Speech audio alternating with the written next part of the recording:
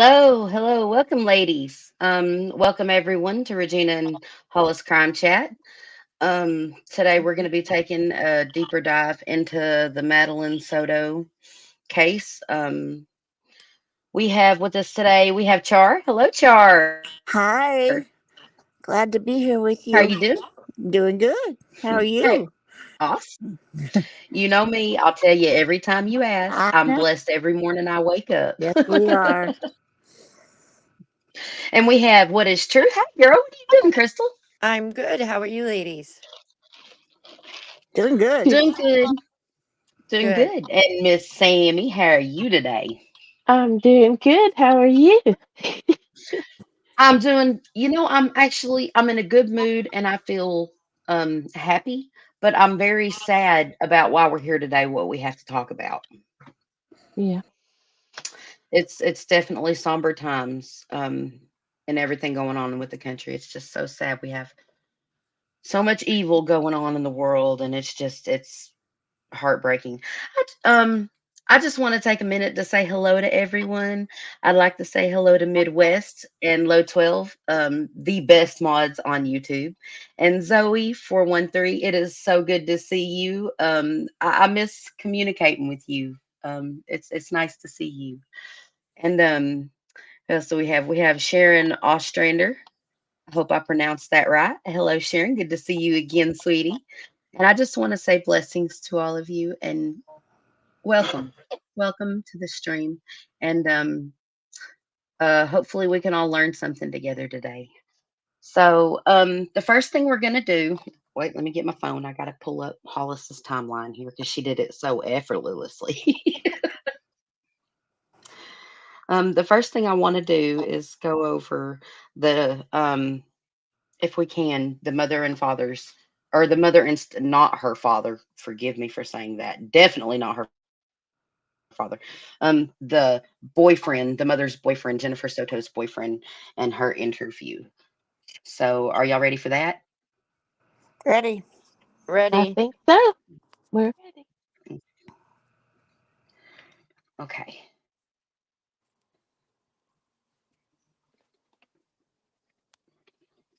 All righty. Oops. Here we go. Good. So the first question is if I can have your first, your last name, and spell them both out for me. Okay. Jennifer Soto, JennifferSoto. Mother. Mother. Jennifer, tell me how you feeling right now. I feel like I can't breathe. All I keep thinking about is where is she? Is she safe? Is she okay? But we're all a wreck. My entire family is a mess. We're just so worried. When did you first realize, or when did you file a missing report? We filed a missing report.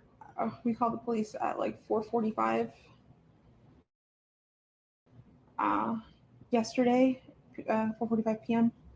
But she actually went missing early that morning, around between 8:45 and 9 o'clock in the morning. She went missing. Um, we had dropped her off close to the school. She wanted to walk the rest of the way. Sorry.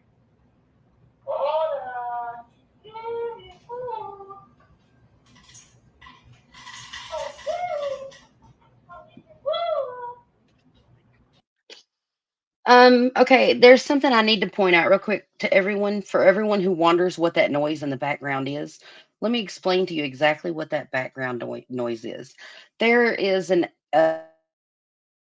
like a bird feeder you can get for your birds and stuff, and you can record a message through your phone for the bird feeder to play.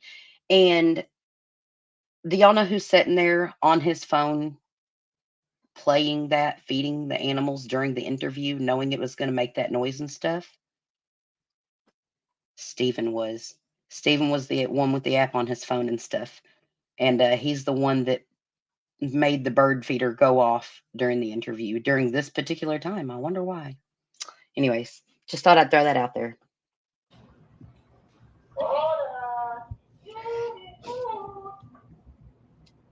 That should be it.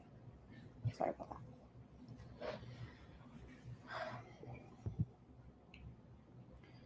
We dropped her off at school, close to school. She wanted to walk the rest of the way. I'm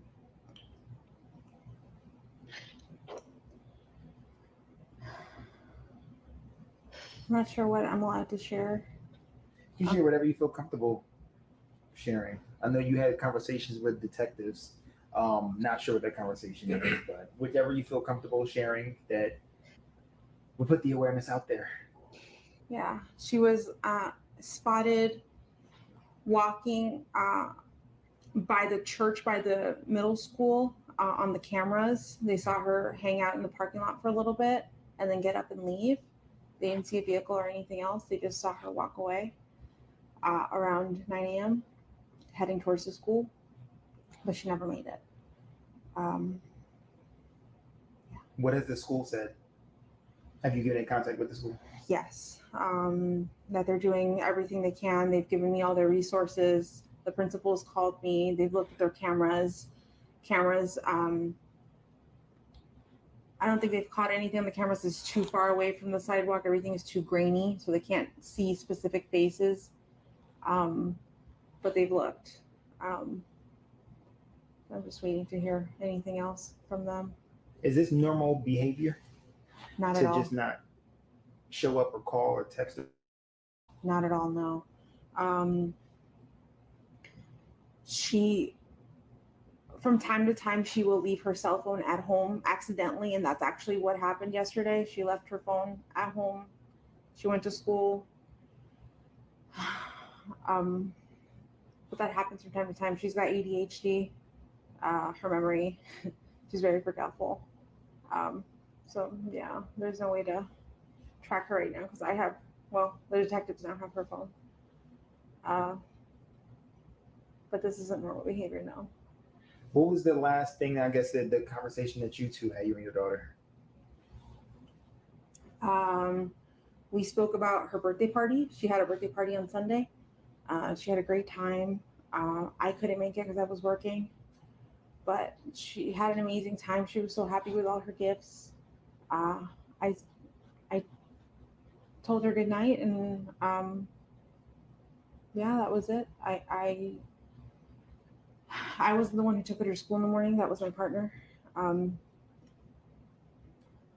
yeah. 13? She's 13 years old. Yes. 13, Madeline.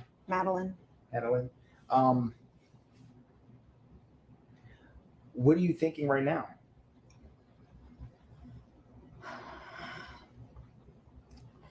In my heart, I feel like somebody took her. This isn't like her to just pick up and run away, or just not go to school. I don't know what to think. Friends, the friends' parents, you've contacted and Everyone. went through every single person? Everyone that we know that she knows, we've contacted them all, reached out to them. The parents have gone out to search and look for her as well. And we haven't come up with anything yet. I've seen a lot of posts on Facebook, Hunters Creek rants and raves and what have you. Did people say that they were going to conduct some type of like search party or anything? A lot of people have asked me to volunteer, like if there is one, if they can do one. I have people passing out flyers, going to every store in that vicinity, a gas station, church. I think people were being stopped in the street this morning in front of the school to see if they've seen anything, if they've heard anything. My family they're going all out right now. Yeah. I know as a mother, a lot is going on in your brain. So much to bring her back home. What have the law enforcement told you that you are able to share?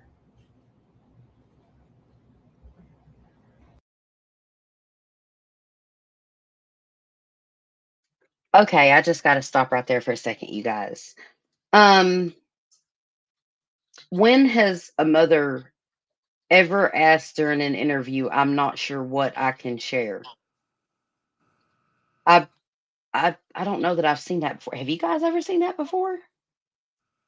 I have not. Well, I have not not. this early on. Not necessarily odd. What do you what how do you perceive it, Sammy? Well, this early on, I mean, at that point when they did that interview, they were still looking for the child. So I don't understand what if we're all led to believe she was taken, abducted, what would she have to protect or as far as sharing? I don't know. It just doesn't make much sense. Right, I concur. I think it's kind of odd for her to say, "Well, I don't know what I can share. Your child's missing. Your child is missing. What would you not share to help bring her home? What would you be concerned about sharing?" Does that make sense? Unless you had an attorney at this point. Well, we haven't heard anything about an attorney at this point, No, so we haven't. So that would be the only reason I can think of that anyone would make that statement, would be they were being advised by an attorney. right. But at this point, is she questioning, like, what's she questioning? What information is she questioning that she can't share? Exactly. Like, that's my question, I guess, is a better way of putting it. Okay. So I just wanted to ask y'all's opinion on that because it struck me as odd to say, like, she's asking the interview person what she can share and what she can't share. Does that make sense? I found that odd. Yeah, that's true. It did seem that way. Right. Okay. So let's get back to it. I mean, that they're doing the best they can. They've had detectives come out, interview us. They took a piece of her clothing for the canine dog to see. Just one more thing. Remember her saying that they had detectives come out and interview them, which insinuates they've had detectives there at the house asking them questions and stuff. Keep that in mind, you guys, for later on. If they can sniff her out. I'm not sure when that's being done. Um, Do you have any inkling where she possibly could be? Like if you would say, okay, last time I went to work and came back, she was at James' house or Sabrina's house, and maybe I forgot to check that house, or she played at this park one week and maybe she went back there or something like that. we've looked everywhere we could have thought, and anywhere she would have been. She would have known to wait for me at the school. Um, but we did check where if she could have walked. My mom's office is close to the school. We checked there. We checked the walking paths that she could have taken. We've checked all of her friend's house. I think we've checked everywhere I could think of, honestly. What do you think? Oh gosh, I just had it tip of my tongue. What was she wearing? She was last seen wearing a green hoodie, black shorts, white Crocs, a black JanSport backpack with gray hibiscus flowers on it. And you said this is not like her Not at all. to run away, an argument, anything like that to provoke her. She's never done anything like this, no. And we haven't had any arguments recently to have this outcome. What school? Hunters Creek Middle School. Tom, any questions? No. Is there anything that you think our viewers would need to know about the way you're feeling, the way the family's feeling, Madeline? We're desperate for any answers, anything that you could do to help. I'm here for it. Just please, if you see my daughter, just please bring her home. I just hope you're okay, Maddie. I hope you're safe. I hope you're not hurt. I just hope she's okay. When When did you notice that she was missing? Because this was at the beginning of the morning. She got dropped off in the morning. We did not notice until after school pickup at 4 o'clock when I went to go pick her up, and she wasn't at school. So we're going in 24 hours now. Yeah. Just about. Yeah. Nothing. No word, no text message, no messages anywhere from her. I've looked at all her social medias. I've looked at all her games she could have played with, any app. No weird conversations. Nothing strange. Everything was conversations with just normal friends or us. She knows how to get home by herself, as if, like, let's just say, take a bus or an Uber or something like that. She would know how to get home alone, correct? I'm not sure. Okay, one more thing I got to stop on. I'm not sure. Like, what do you mean you're not sure your daughter knows where she lives? Exactly. She's 13 years old. Most 13-year-olds know where they live. My autistic son knew his home address and phone number when he was 10. And when he was a baby, they said he wouldn't walk or talk. That's I how just severe his autism is. She just seems very disconnected, like not knowing the correct answers, in my opinion. Oh, I agree. It seems like it's like two separate things where mothers try to know everything about their child. I remember my children were taught their address as soon as they could talk. You know, and here this child, she's not sure she knows where she lives that's or alarming it because is it shows alarming. it shows that she doesn't know She's much not, about her own daughter. yeah, she's not connected with her. Yep, Well, I I was understand. totally baffled. I understand that not every mother has, and I'm not attacking this woman yet. Um, I'm not going to do that. She just lost her daughter. Whether or not she knew anything about it, she has suffered a loss. Everything is up for debate and speculation at this point. But I have a problem with not knowing whether your child is aware of their address. It's weird for you to even question whether your kid knows something like that or not. Does that make sense? Like, but maybe it's just me as a parent.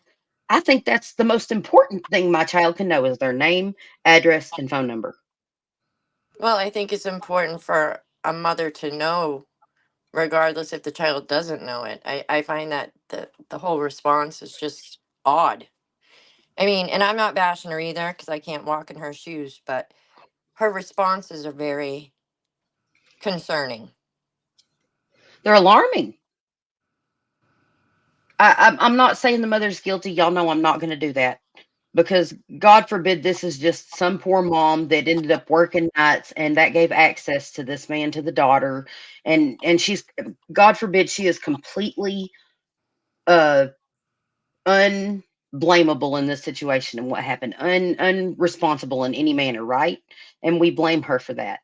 But I still can't help but question you guys. I have questions that from the mother's own statements that leave me to wonder. Does that make sense? It does. I have the same questions. I understand it too. I too. Okay. All right, let's get right back into it.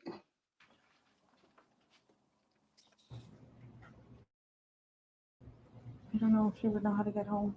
Maybe, I mean, if someone, I'm thinking if someone got in the car with her and if she pointed the way, what roads she probably could figure out how to get. But like, does she know her full address? I don't think she does. Which would give me I mean, it just puts in my brain that she always comes home with someone. She always comes So home with there's me. no need for her to really Exactly. learn. Okay. And you said no time? He knows everything. All right. The first question is if I can get your first and last name and spell them both out for me. Stephen Stearns, Steph. Okay, I just thought I would pause right there for a minute. You guys, now knowing what we know, this interview is going to be cringe to watch, and I apologize. Trigger warning in advance. Ansterns. All right, so Stefan, you seem very emotional right now. Explain to us. I dropped her off. Everything looked fine when I drove away. It's the last time we saw her. What were the conversations that y'all had in the car when you dropped her off? Not much. She was asleep for most of the way. Told her have a good day at school when she got out, and I love her. She said thanks, love you too. That was it. And so, where do you think she could possibly be? I mean, this isn't, as I was told, this isn't normal behavior. This is not normal behavior. She's not the type that would just run off. We don't know where she can be, and we're scared. We just want her home. Are you, in a sense, blaming yourself? It's hard not to. Why? I dropped her off early. I could have waited longer. She looked okay. She was walking towards the school when I saw her. It was like any other day, so I went on with my day. It's hard not to blame myself. What has the conversation been with Jen since? It's hard not to blame himself. What? Because he knows he did it. That's why it's not. I And mean, the audacity. remorse is a little late for me. I'm just saying. I He see was, I see no tears. I don't see a single tear. I don't see a single tear. It looks like he might have went and rubbed some dishwater in his eyes to make them a little red, but I don't see a single tear. Not a tear. Yeah. And he's only wiping his one nostril. The other nostril doesn't get touched with the Kleenex. Yeah. But hindsight is 2020, and during this first interview, he looks like the doting, loving Stepfather. stepdad. Yeah. Not to me. He doesn't. I find it very off-putting. Just his mannerisms, but that's just me. I mean, Right. It seems very, Right. very I agree. superficial. Yeah. Yes. Yes, but then I have to give that same respects to what do we think about the mother use, but we'll get back to that here in a little bit. Let's get back to this one. Yeah, this man is sickening. He to sit here and boldface lie and he knows what he did with her. I mean, come on. The audacity, the evil. I mean, it's just unfathomable. It's unfathomable.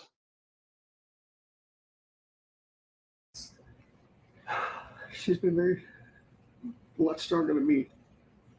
She's been holding it together really well, but it just keeps coming in waves. This reality keeps hitting. We don't know where she is. We don't know if she's safe. We're just scared. We just want her home. Have you, like, literally put boots on the ground, went out? Yeah, I even went out with the cops.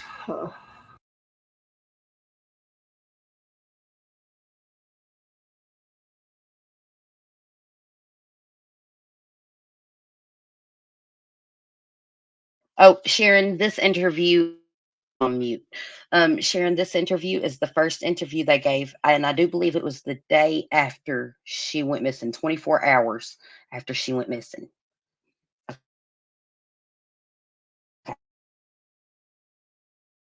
Where I had dropped her off, and we looked all up and down the road, all our communities, and there was nothing helpful. None of the cameras were pointing the street. Nothing, which in 2024 was surprising. The church across the street had some cameras, and they mentioned seeing her waiting around in the parking lot for a while before moving on, and that was it. But it was grainy. It was grainy footage, and not much else. Does it seem like she walked west, east? Uh, they said in the direction of the school. I'm not sure what that is.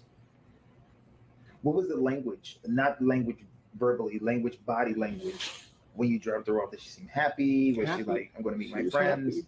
She got a happy weekend. She just turned 13. She had her 13th birthday party.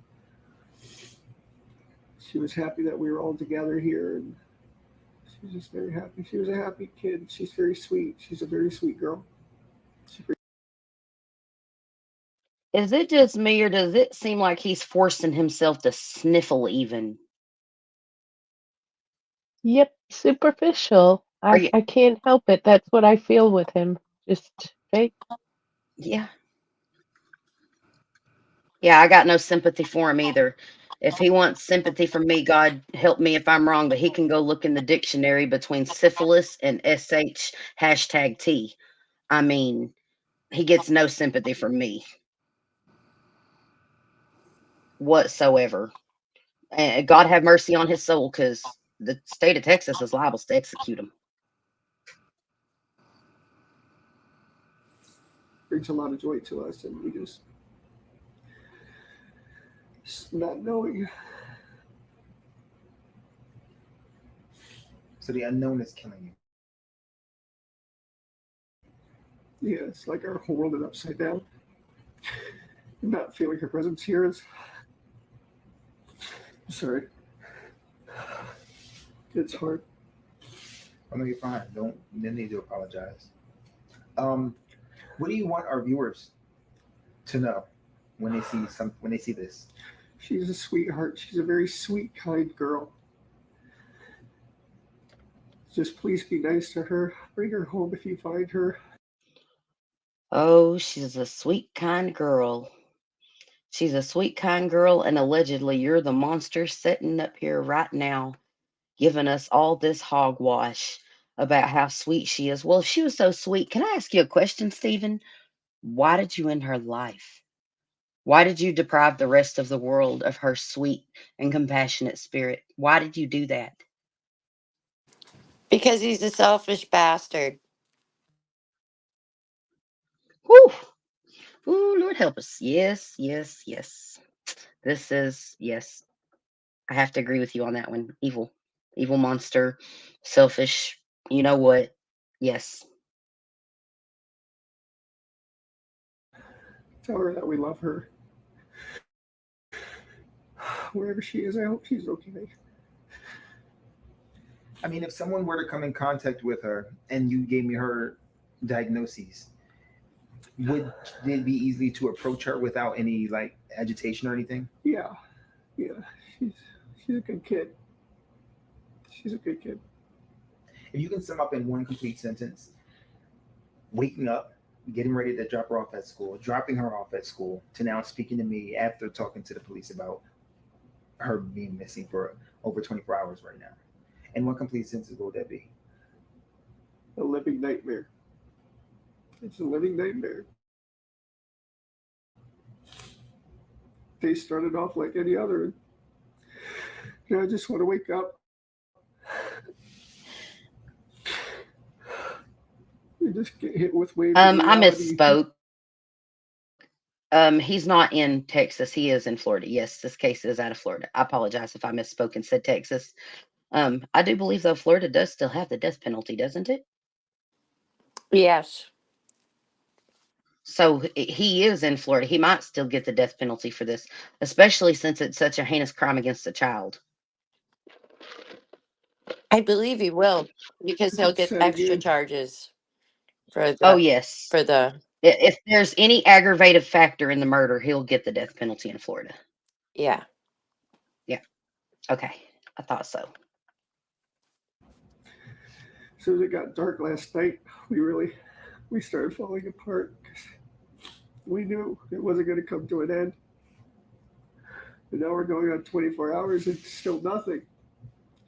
Conflicting reports here and there. People say they see this or that. None of it's conclusive and none of it's helpful. We just want our baby girl back. Tom, any questions? No, I'm good. Thank you.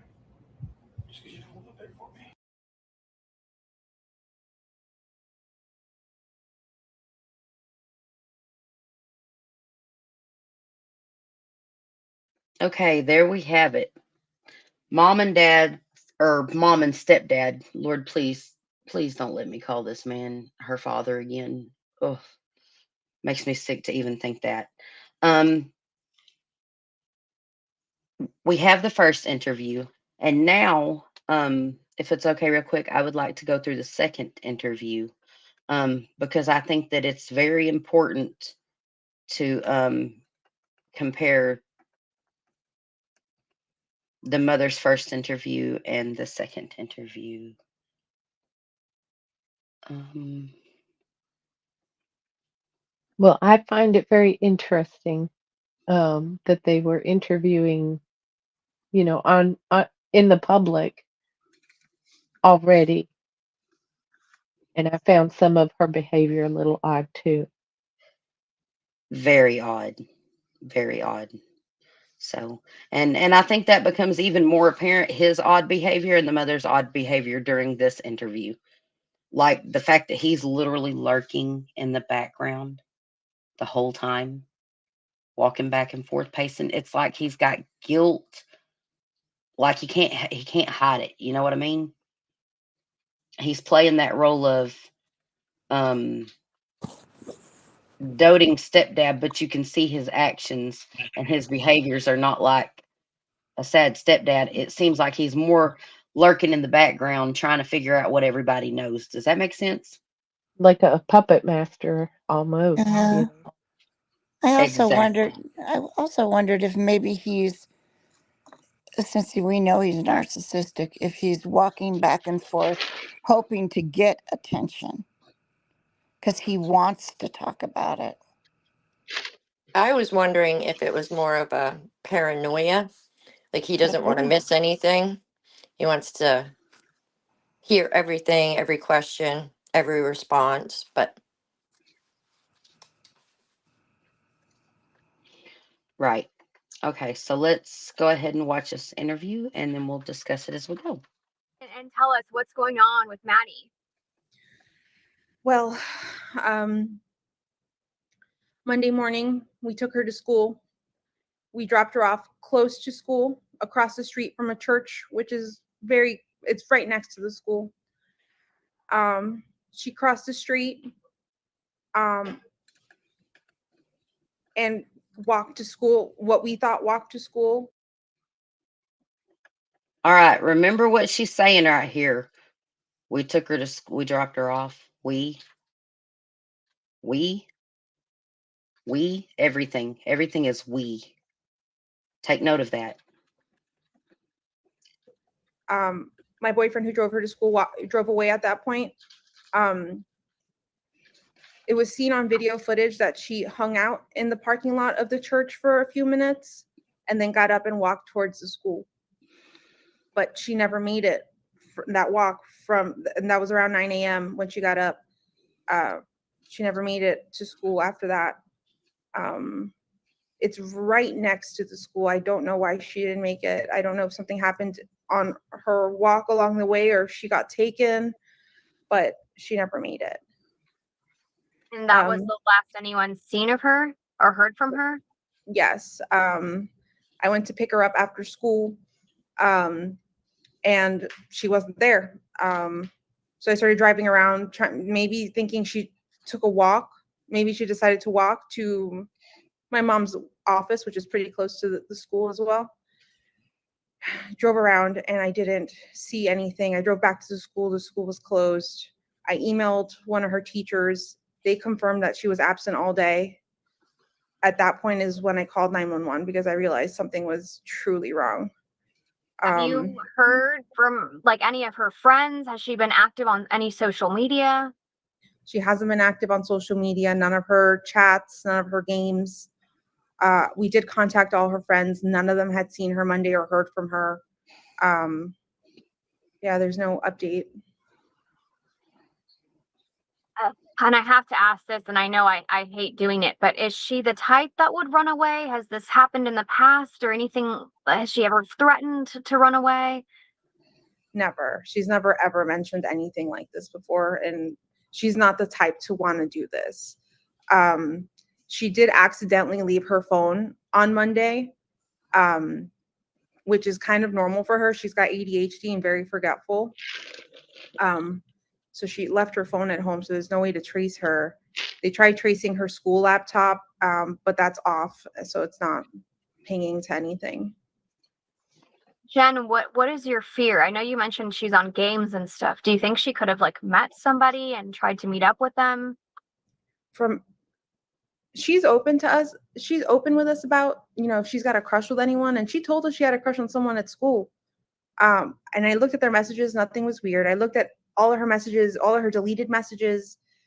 Nothing seemed weird. It didn't seem like she was talking to anyone.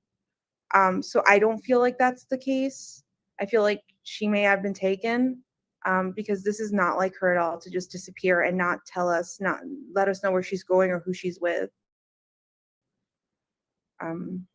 Yeah. What are you getting from law enforcement? Are they actively searching for her? I mean, what happens now? I mean, especially that she doesn't have her phone with her. So as far as I know, they're conducting a search around the school. Behind the school, there's a Shingle Creek. There's a wooded path area that you could walk. It's a hiking path. They are going back there with their canine dogs. They've taken a piece of her clothing to see if they can trace her scent. They're also taking their own vehicles. I'm not sure what type of vehicles, but they're going into the woods to search for her. But I don't feel like that's going to find anything right now. We've had people all day on that trail sending us photos to see if anything there looks.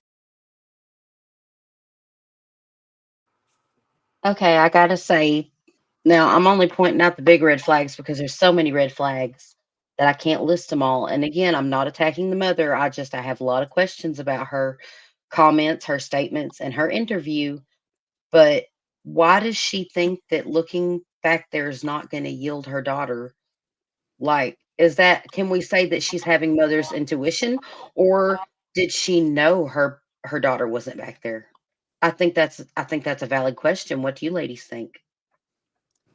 I would like to point out, when you go back and it starts up again, to listen to the reporter, and she seems to like kind of pick up on that disconnect, and it's almost like you see a little bit of an annoyance come out of the reporter. So I don't think it's just us seeing the discrepancies, but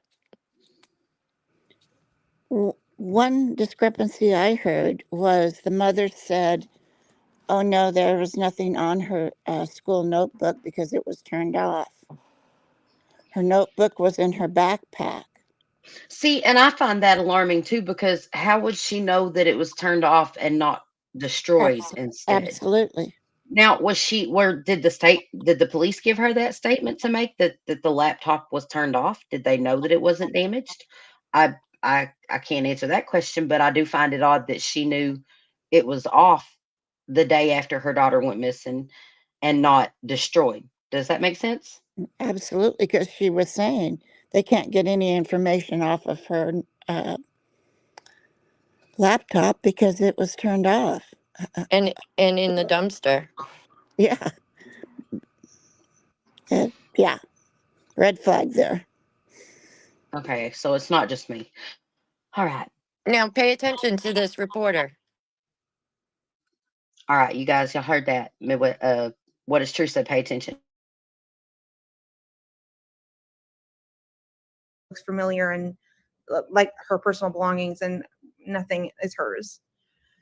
So I'm not sure where to go from here. I'm just contacting the news to get the word out, to get some help, because I'm desperate. I'm a wreck right now. So you think that she's been taken against her will? I do think so, yes. As a mom, what's your mother's intuition telling you right now? I'm trying to hope for the best, but I'm scared for her. I want her to be okay, and I want her to be safe. I don't want her to come back harmed. I just want her back, whatever that means. I just want her back.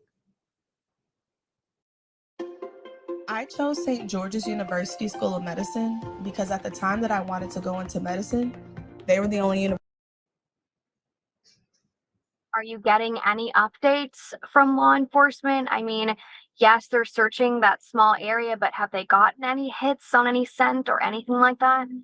They haven't let me know anything. They haven't updated me since I spoke to them this morning. I've contacted them to get some information or to give them some leads, but I've heard. Do y'all see Zoe's comment? Yeah, it's a good comment. Whatever that means. That's what the mother said. Whatever that means. Get her back, whatever that means. Yeah, I I agree. mean, That's kind of a strange comment. Like I could I could just see this going either direction. I am baffled. me too. Me too. I have so many questions. Like, I I just want my kid home. I want them home safe and sound. I mean, as a parent, you have to think that there might be something unfathomable to happen to your children. But at the same time, I don't see myself getting up there before she's ever found saying, whatever that means, bring her home. No, all I care about is bringing my baby home. I don't need to add anything to that. All I want is my child home. And I find it weird. But then again, I haven't ever lost my child, and I don't know what kind of mental state she's in, but I know how I would be acting to some level because I know how much I care about my child. Do y'all understand what I'm saying? I do. Okay. All right, back to the video.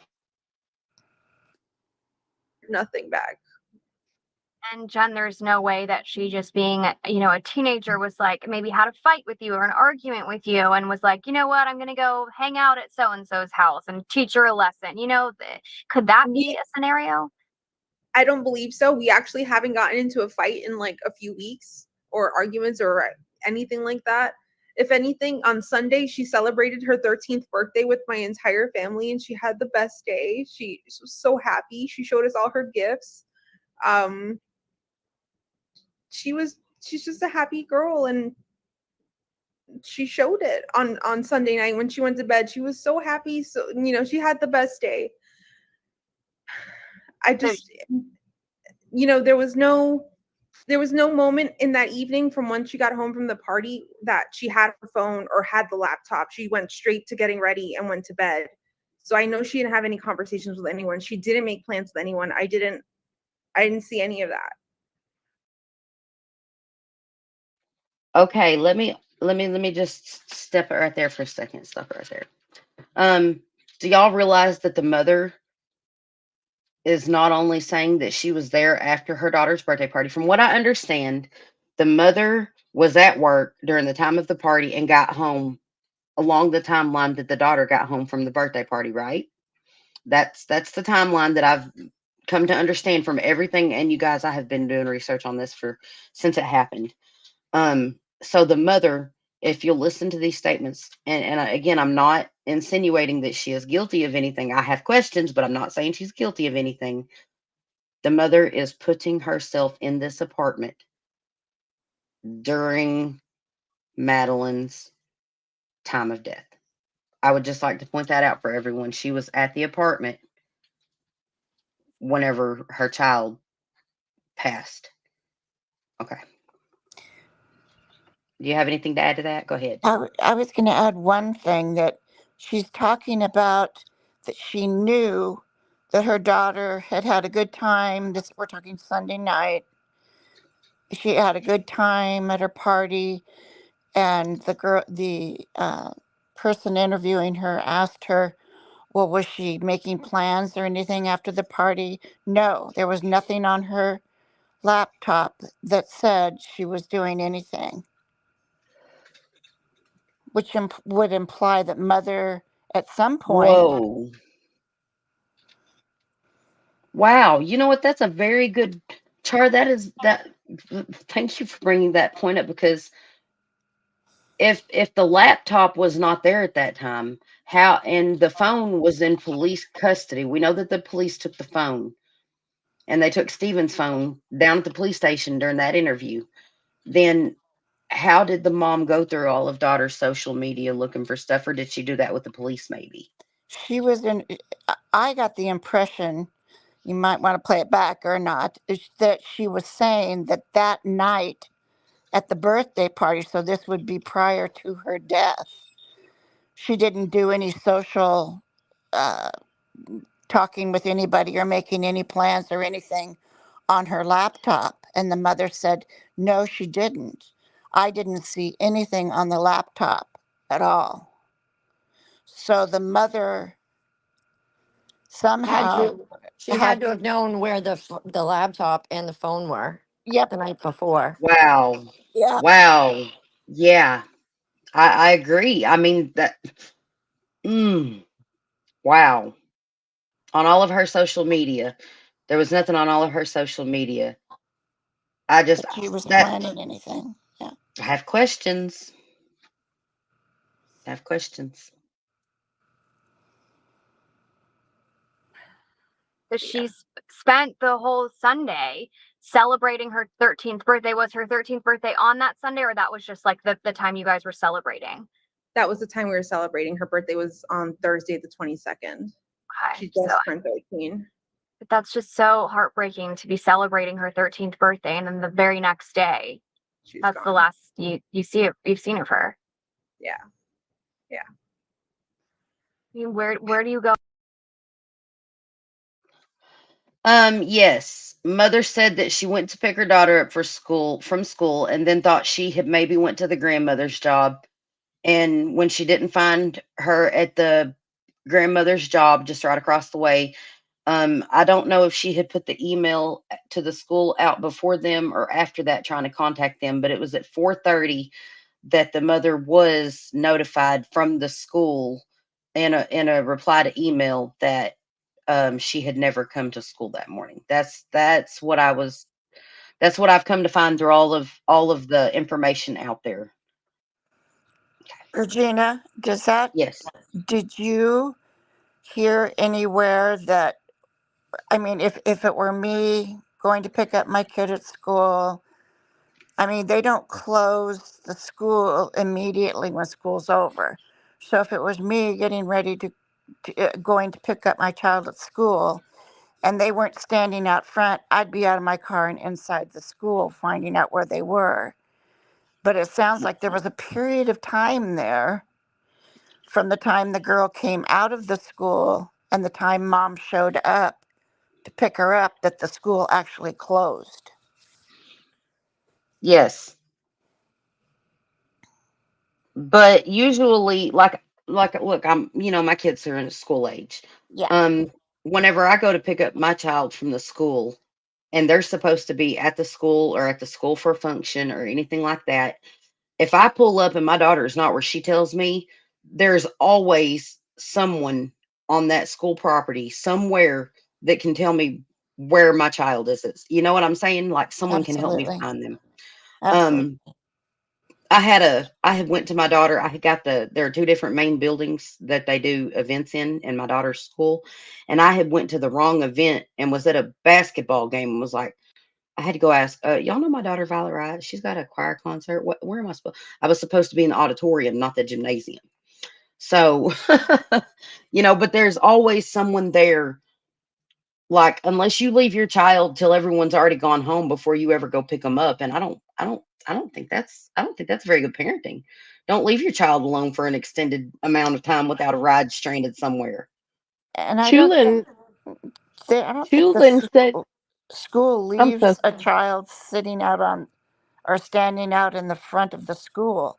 The school, they're still on school property. So it would seem like, you know, if that were reality, somebody from the school would call mom and Looking say, your beyond, daughter's waiting. looking beyond said, but she said she picks her up at 5. So maybe mom gets off of work and then goes and picks daughter up immediately, and maybe her time scheduling with her job puts Madeline being there, for like 30 to 45 minutes after school actually releases. Chulin Chunfly Fly. She says, I work for Orange County and the school does not close right away. That's what I thought. Oh, yeah. Usually, like the office at my child's school doesn't close until 5. Like the actual office to go in 5:30. It depends on what activities are planned for that day. Absolutely. So, and we know daughter didn't have to go to school until after 9. So she didn't have to be there until after 9. But let's finish up this interview because there's a lot more in it that will, if you're anything like me and want answers to everything, then you're going to have more questions just like I do. So let's go ahead and finish watching this one. Go now? Are you gonna go out there and search or look, or what is your? Are you sticking by the phone? Are you know, what are you doing? I'm staying at home, staying by the phone, hoping she just appears. Wait a minute. Hold up. Something doesn't seem right because why in 2024 are you staying at home by your phone? If your It's daughter doesn't know if you don't think your daughter knows the address, why are you sitting at home just miraculously hoping for your missing child to pop up that you think has been abducted? And you have to sit at home by your phone. You guys, this is 2024. I don't know if y'all have ever heard of this wonderful invention called the cell phone. well, as you can see, this is where she starts to get frustrated with her. I mean, like the way she says it, are you going to do anything? Are you going to go out and look? You know, what are your plans? I'm going to sit here and maybe she'll pop up or whatever she said, show up. I mean, or did the cops tell her she had to sit at home and wait? I mean, because I we, can't imagine. I can't imagine that they would. Because if the mother knows the daughter, like, you know, where her goes tos would be, possibly, or things she likes, like would she go to the arcade? Would she go to Dunkin' Donut? I mean, those are places that you also would want to go look and see if, you know, places that she frequent, the daughter. I yeah. mean, because I mean, I don't know. I agree. Sitting at home is not going to get you anywhere in this At day and all. age. I'm just saying is look, from my perspective, look, if one of my children were missing, do you know where I would sleep? Where my head hit the ground from looking. When I was just too tired to go on looking for my child. That is when I would sleep and it would be where I landed. If this were my child missing, I would not only have my phone, but I would have my entire family out searching and have a communications going on between me and my family and Ellie. There wouldn't be none of this. I'm going to sit at home and just hope my child that doesn't know the address comes home. Come on. I just, again, think her whole mannerisms and everything are very difficult for me. Either she's just shut down completely, like, doesn't have a clue, or she's just jaded and doesn't want to see the truth, or something else, because her behavior is just, it's just off. I mean, it's off. I know we all grieve differently and we all do things differently, but there's just that disconnect. It's so huge. Like, it's just blasé. Like, I don't know. Now, there are social media reports, and there's social media reports, so I'm not going to pull them up and stuff, but there are social media reports, people on Facebook and stuff saying mom was on depression medication and anxiety medication before this, and after this, they upped her dosage. But why would you want to go on a live to talk about your missing child under the influence of medication? Like, I don't know, something still doesn't add up. Because I think the only way I wouldn't be a blundering mess is if the medication had put me to sleep For completely, me, and I it's understand. for me, Go it's ahead. like the elevator doesn't get out the basement. You know what I'm saying? Like, it's just she's just flat, no effect, no nothing. It's just, I don't I know. couldn't have said that better. Well, there are medications that can make you behave that way, like to appear that way and stuff, because they literally basically make you complacent and for lack of better terms, almost lethargic. But Yeah, when some of them But she, can make you feel nothing at all anymore. but Yep. right, but when she right, started her, I don't know if it was crying or whatever. She 12 had a smile. seconds. She had smile. She had a smile on her face. It was a grin. It was a grin. Why are you grinning? I think that's weird. I don't know. She's just flat. There's something like I truly feel so sorry for my personal thoughts if it comes out that she didn't know and she just was, on medication and just tore up and just lost. And my heart will break for her. But right now, it's just that disconnect, that flatness. There's nothing. It's just nothing, nothing. Totally agree.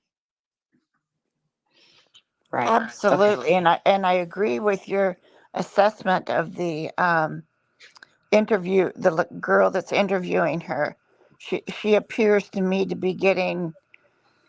I don't know if the word's frustrated or yeah, whatever kind of look about her. I agree with you on that. Look, I And don't. something else Kel just brought up that I'd like to say real quick.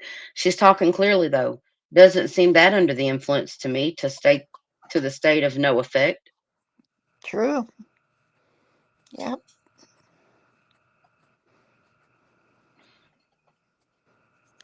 I mean, she's obviously coherent, but then again, there are medications, I guess. I don't know. I don't know. It's just suspect to me. Just suspect. Suspicious, I should say. Okay. All right. Back to it. I know my entire family is out looking. They've all spread a bunch of flyers. They've gone. I've had people contact me that they've gone to the international airport to spread flyers, to Amtrak, to Greyhound, just any way that if someone's taken her and they're trying to take her, just to show her face, just to make sure she's not being taken against her will.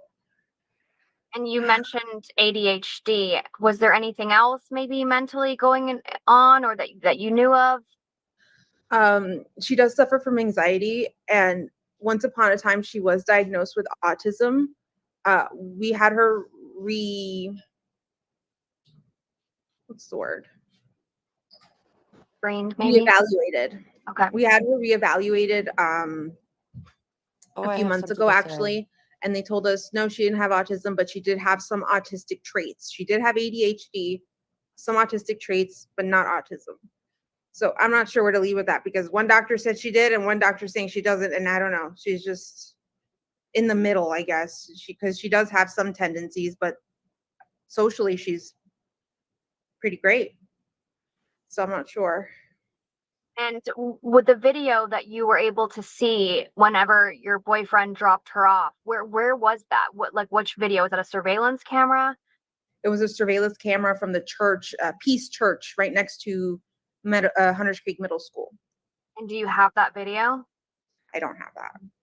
They didn't show me. They wouldn't show me. It was actually my sister was the one at location, and they were letting her know. If y'all could just look at the screen for a second. Beautiful Messy Ball said the way he stands behind her, then cracks his knuckles is cringe to me, and almost if he's trying to intimidate, but it's so hard to know.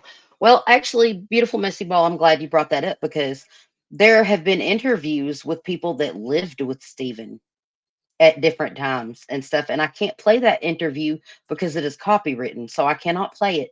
But Stephen was known to crack his knuckles constantly. All of his friends said that about him. Like they were Can, like, "Oh, he cracks his knuckles all the time, and it's so annoying." Like that can was a I thing. can I just say one quick thing? Yeah. When she was searching for the word reevaluate, I saw more emotion with her facial expressions, her voice, her eyes, everything than this whole entire interview. I just want to point that out. I agree. No emotion. None. It's And on not only that, but I would like to add a little bit more to that.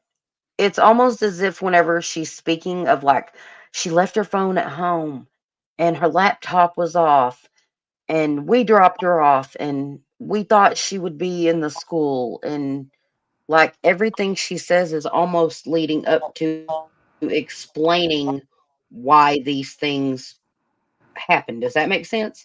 Like she's trying to explain it away before it ever becomes a question. I understand exactly what you're saying. I Yeah, understand. yeah. Like she's inventing or creating the timeline and the circumstances. It was almost like for me, she felt more comfortable talking about the the autism spectrum rather than her daughter herself. Yeah. Yeah, Like she's more exactly. confident talking about a subject that doesn't necessarily surround her daughter in a personal way, you know? I don't, it's very odd. It's very odd. Very odd. But yeah, I just wanted to reiterate about the knuckle cracking thing. That was a habit. That was a habit of Stevens that has been affirmed by people that knew him. So that's why he was cracking his knuckles. That's like his nervous twitch. It's common for him. Okay. What they saw on camera, Okay, but they didn't show it to any of us. got it. Okay. Jen, is there anything else that you'd like to add?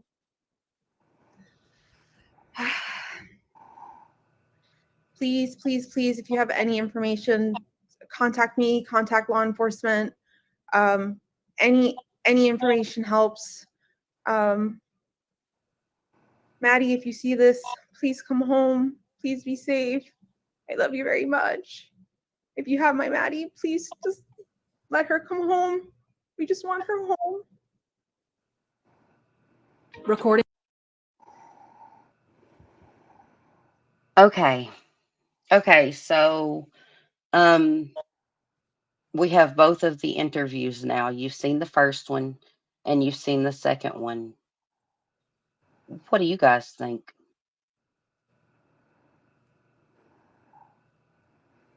Sammy, Char, what is true? Well, for some of it, it just seems so very superficial. Just, uh, I can't put my finger on it, and I just don't know. There's so many different reasons why she could be lacking. I don't know. It just seems like this is truly lacking something, and I found her to be very contradictory in giving out the timeline for me anyway. My my husband's puppy has in the background. If that's what you're hearing, I'm so sorry. I think it sounds rehearsed, personally. I I'm having a hard time believing the sincerity behind it. I feel again very much it's just like a an empty canvas with her. If I knew her in person, I would probably have a very difficult time trying to read her. But to me, it's just very flat, non-emotional. He was, it was almost like he was acting and trying too hard for me. And it came off very fake and very just weird in his choice of words in describing Madeline. Yes, very weird. Like just some of the mannerisms and stuff just don't add up for me. And again, I'm not attacking this mother because the truth is, you guys, she could be a victim of a liar, and she could be a victim of a snake, and she could be on medications, and they could be causing all of her lack of emotion, so to speak, allegedly. But that doesn't explain her comments of we, and it doesn't explain saying she went through all of her daughter's, her um laptop and her phone and all of her social media and stuff whenever we know that the laptop was already in the trash. And Like just I have so many red flags. Does that make sense, you guys? I mean, it's not just red It flags. It's it's things that stand out blatantly, really, when you really think about it. see, for me, I see like three scenarios. Just easily three scenarios. One, she chose not to see it and she's just lost, and and she didn't intend for anything to happen to her child. Or and I'm sure as her mother, she wouldn't want her child to die. And then she has to live with this for the rest of her life, knowing that she put her daughter in this situation. And I can't imagine the weight of that. But there's the other scenario. Was she involved? Was it something she walked in on and just lost her shit? I mean, and something happened. I mean, Right. maybe it was. But what is true, if she lost her temper, Sorry. if she lost her temper and because she walked in on Madeline and Stephen, why is Madeline the one that's gone? That to me as a mother, just I can't imagine. I mean, because look, if I walked in on something like that, the first person I'm going to attack is not going to be my child. Right, but I was just saying, well, maybe something happened. She was pushed. She hit her head or something. Something like that. It could have been. I mean, it's a million scenarios. But the other scenario for me is she didn't know. She had no idea. And she's just, again, maybe on medications that make her not feel anything. I find her to be non credible. I find her to be very flat. There's a disconnect. Do I think that she could possibly be involved? Absolutely. Because that's what she's put out there for us to see. Now, if she's not, then I'm so sorry for saying that, but her own behavior and her own mannerisms has put her in this position, in my opinion. Right. Oh no, I think I closed the wrong window. Hold on a second. Just with her responses alone, I mean, it's just, I don't know. I don't know if she knows where she lives. She's 13. What 13-year-old doesn't know where they live? Are you kidding me? Did you just move there? Is that a situation where you just moved and maybe she doesn't know the address, but I'm sure she can find her way there.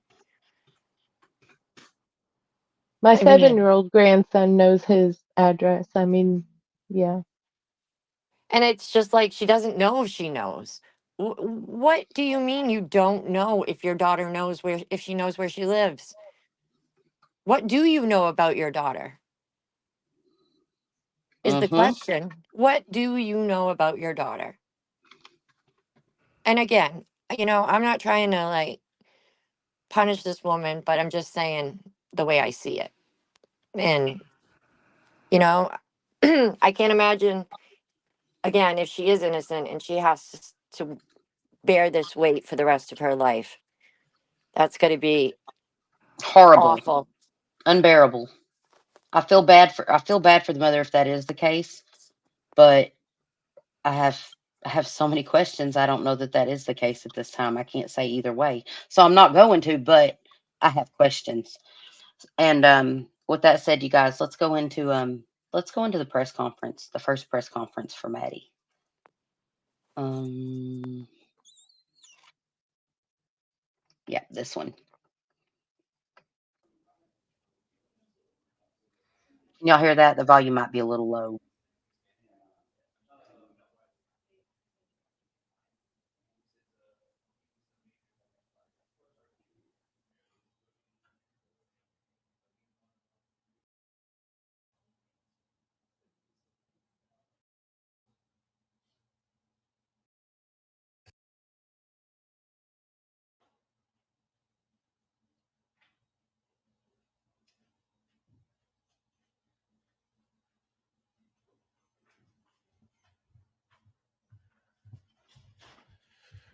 All right. Well, good afternoon. So thank you for being here so we can bring as much attention as possible to the case of missing juvenile Madeline Soto. So let me first start by saying, I know as a parent, this is every parent's worst nightmare. Many of our detectives and deputies who are working the case, they also have children, so they're working extra hard to find Madeline. We can't even imagine the pain and anguish that Madeline's family is going through. But I do want to assure the community that we have well over 100 deputies, detectives, intelligence analysts, and specialized personnel who are investigating this case and searching for Madeline right now. And we will not stop until we find her. So Madeline is 13 years old. She has been missing since 8:30 on Monday morning when mom's boyfriend dropped her off near Hunters Creek Middle School. He dropped her off actually near the Peace United Methodist Church on Town Loop Boulevard. So I'll kind of go through like a timeline of events as we know it. Like I said, mom's boyfriend dropped Madeline off at about 8:30 a.m. on Monday morning, a few blocks away from the school. At approximately 4:30 on Monday afternoon, Madeline's mom went to the school to pick her up and found out that Madeline was not there and had never um, reported to school. So she never actually entered the school. And so we also learned that Madeline left her phone at home that day. So we were called on Monday evening at approximately 8 p.m. Our patrol deputies went out there, met with Madeline's mom at the school near Hunters Creek to take a report on her missing daughter. So we started the investigation that night, started canvassing the area, looking for any witnesses or surveillance video. So later that evening, while we were doing investigation, we did obtain an article of Madeline from the house. We called our bloodhound. The bloodhound did an extensive search, which unfortunately did not provide any results about her whereabouts. So our missing persons detectives responded to take over the investigation. So they did interviews with mom's boyfriend, Madeline's friends from school. We were able to access Madeline's phone, and there is information on the phone uh, that indicated that she told people when she turned 13, which was on February 22nd, she actually wanted to go live in the woods. So that was in her phone. And so during the course of the day on Tuesday, detectives and deputies conducted extensive interviews, an extensive canvas. We collected video from the area and again conducted interviews with family members. So on yesterday, we distributed flyers in the area near the school. As a matter of fact, Madeline's family had their own flyers. We're also distributing flyers to family and friends and students at the school at the same time. Uh, so the house is in Kissimmee, where the family lives, is being held overnight by the Orange County Sheriff's Office and the Kissimmee Police so that we could secure search warrants. This is common practice in cases like this, and those search warrants should be executed today. On Wednesday this morning, more than 50 members of our emergency response team uh, responded out there to the area near the school and conducted an area search for Madeline. And so we have a command post set up out there at that area. We also have a command post set up here at the sheriff's office for the investigative side of it. Our detectives are continuing to do interviews and follow up on all possible leads. You guys, for everyone that is having trouble hearing the feed, I know that you're having trouble hearing it, and I do apologize. The microphones themselves were weak, so it's probably not feeding too well through it. But if you'll look, my lovely Midwest has posted the link. If y'all would like to go back after the live and be able to see this video footage, it is there for you guys. Okay? All right. One thing we do in all missing person cases, especially missing juveniles, our sex offender surveillance squad goes out and makes contact with every single sex offender in the area of Madeline's last location. And so, I wish I had some more definitive answers. We just want to keep getting Madeline's picture out there. We want people who may know something about her disappearance to call us. They can call us anonymously at 1-800-423-TIPS. They can also call 911 if they think they know what happened to Madeline. And again, it's every parent's worst nightmare, but rest assured that we are doing everything possible. We have an extensive section dedicated to working solely on finding out where Madeline is. And I'll take some questions, but again, still early on in the investigation. I'll start over here. So right now, the facts of the disappearance don't qualify through the Florida Department of Law Enforcement for an Amber Alert. Certainly, if through the investigation it does qualify for an Amber Alert, we will send that out. Sure. Just I know we say it's the her mother's boyfriend. Is there any indication the father's in the picture? Okay, hold on a second. So this is the first press conference about Madeline Soto, and now the mother has done an interview in which she says specifically, "I think my child was abducted." And the cops are saying, "We got no reason to put out an Amber Alert." Does that does that tell you guys, or does that make you wonder if they already knew that Stephen was the reason she had disappeared? Does that make y'all question that looking back on it now? He did give off creepy vibes. So, I mean, and police officers are trained to recognize different signs, so they could have seen something.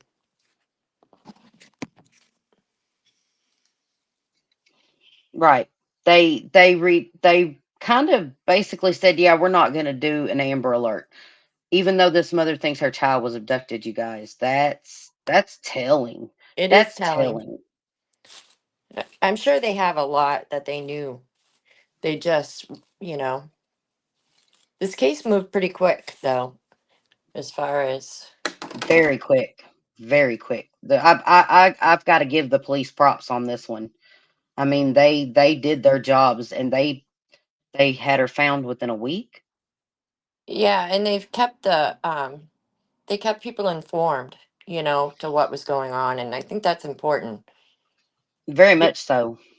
Because I also think that people are invested in these cases. People want to see good outcomes. I think we all need good outcomes, and we were all hoping for one. And Right. Yes. unfortunately, but It didn't happen, but yeah, I know what you're saying. I know what you're saying. Okay. Back to this. Local? Is there any possibility another family member from, I guess, previous marriage might be involved in this? There's no information to indicate that there's another family member, outside family member is involved. No, not at this time. Is he local, the father? I'm not sure. Yeah. Okay. That's correct.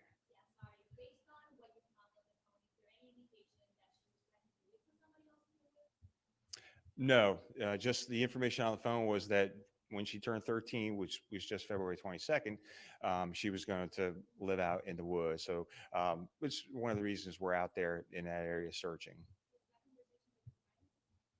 That was, yeah, through either text messages or other social media messages.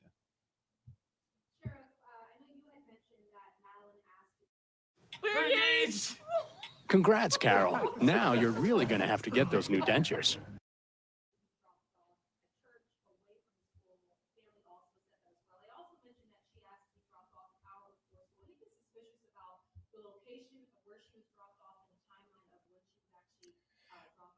Yeah, that's certainly all the things that our detectives look at. I know the initial information was that she said, "Hey, I'm embarrassed of this vehicle, whatever, so drop me off at this location." We're still following up on all of that, but yes, certainly something that we will look into. Why not drop her off at the school, but we're looking into all of that.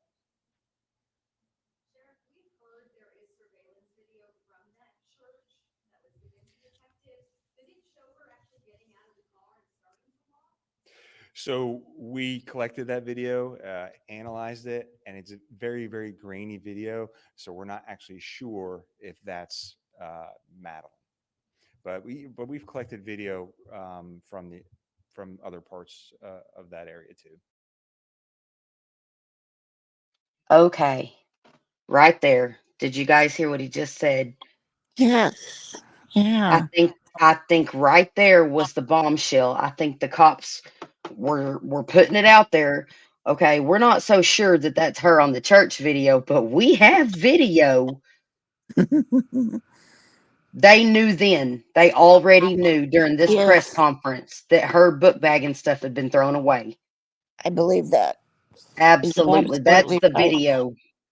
That's the video they're talking about having, I believe, is of that morning. Not not the girl at the, like I said, they're basically kind of dismissing the church footage and saying, "Oh, but we have footage." So, I don't know. What all do they have? Oh, welcome from England, Don Groom. Welcome.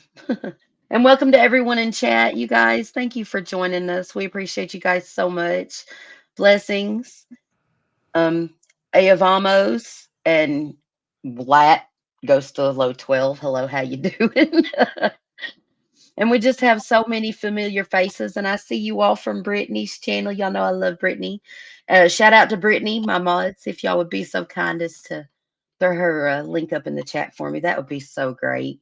And y'all be sure after the live and stuff, y'all check out Britt. She's got wonderful content and she just has the biggest heart. So shout out to my girl, Britt.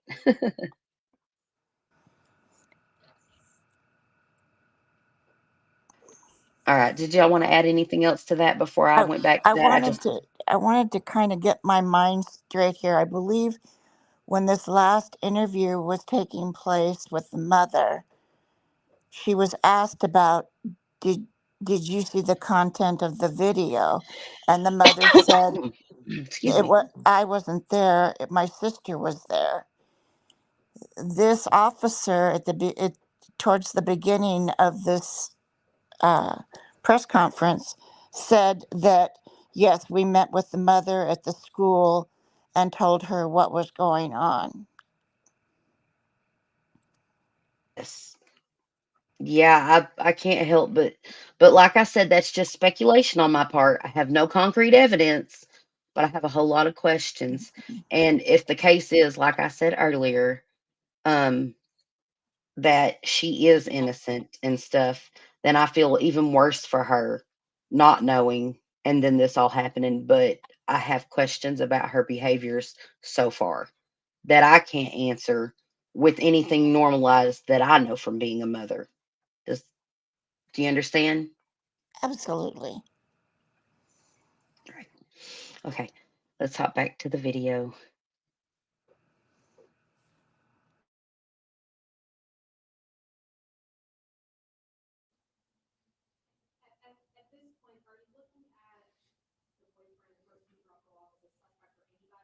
So anytime we have like a missing juvenile, we certainly look at everyone that has contact with that juvenile. It's one of the first things that we do. So the investigation is ongoing.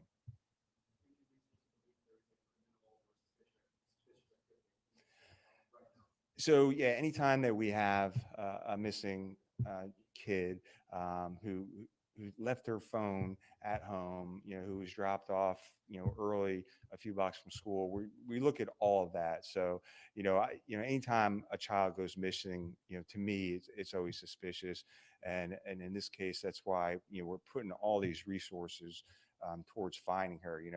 Well over 100 personnel are working to find her, from detectives to analysts to specialized patrol, mounted patrol, our emergency response team, and others.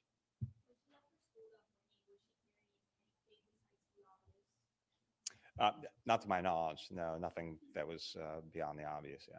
Yes.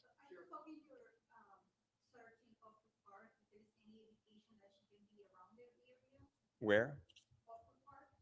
No, so we're searching all the areas around that area where she was last seen, and then of course we're searching any area where we've received any tips or any areas that investigative leads have led us to.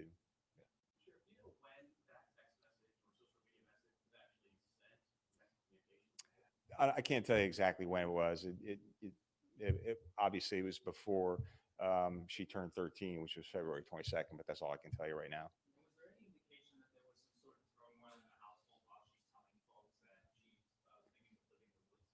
Other than that, to my knowledge, there was no other indication of turmoil in the house. So, that's why we have all these people out there. We don't know if she was taken. We don't know if she stepped away. She left her phone at the house. So that's why we're putting all this effort into. That's why we're doing this press conference to hope someone from the public may have saw something. It might not have seemed like a big deal at the time, but now knowing what Madeline looks like, maybe it's some information that could help us find her whereabouts.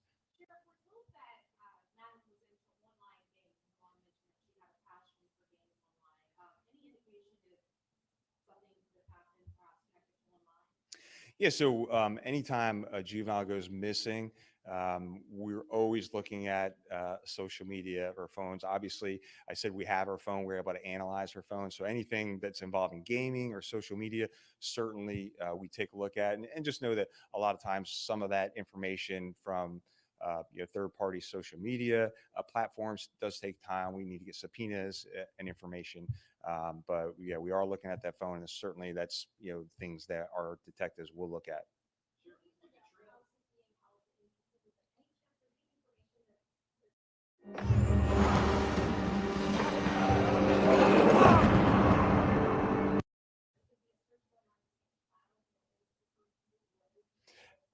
Yeah, so like I said, throughout the investigation and tips that come in, we search different areas. I'm not exactly sure where they are right now. I just know that we've searched several areas out there. You mentioned the blood. I'm just curious. Obviously, Bloodhouse pick up a trace from Madeline. I believe you had deputies out there by the middle school today. That's also where trail is. Can you just give us an indication, like what kind of radius a bloodhound can do, or area, or? Yeah, the bloodhounds. I mean, we put out our own videos. Depending on the scent and how strong it is, there's cases of bloodhounds tracking someone a mile or even more away. So that's why we have bloodhounds here. We use them anytime we have a missing person. And so, that's one of the reasons we, not too long ago, we put out our scent evidence kit. If you want to, you can get one of these scent evidence kits. You can put a piece of their clothing, an article of their clothing inside this. Okay, you guys, hold on a second. Miss Brittany, I'm putting the link out. I would love for you to come over and discuss this because you did do amazing research on this. So I would like to invite you up to the panel, Brittany, if that's okay.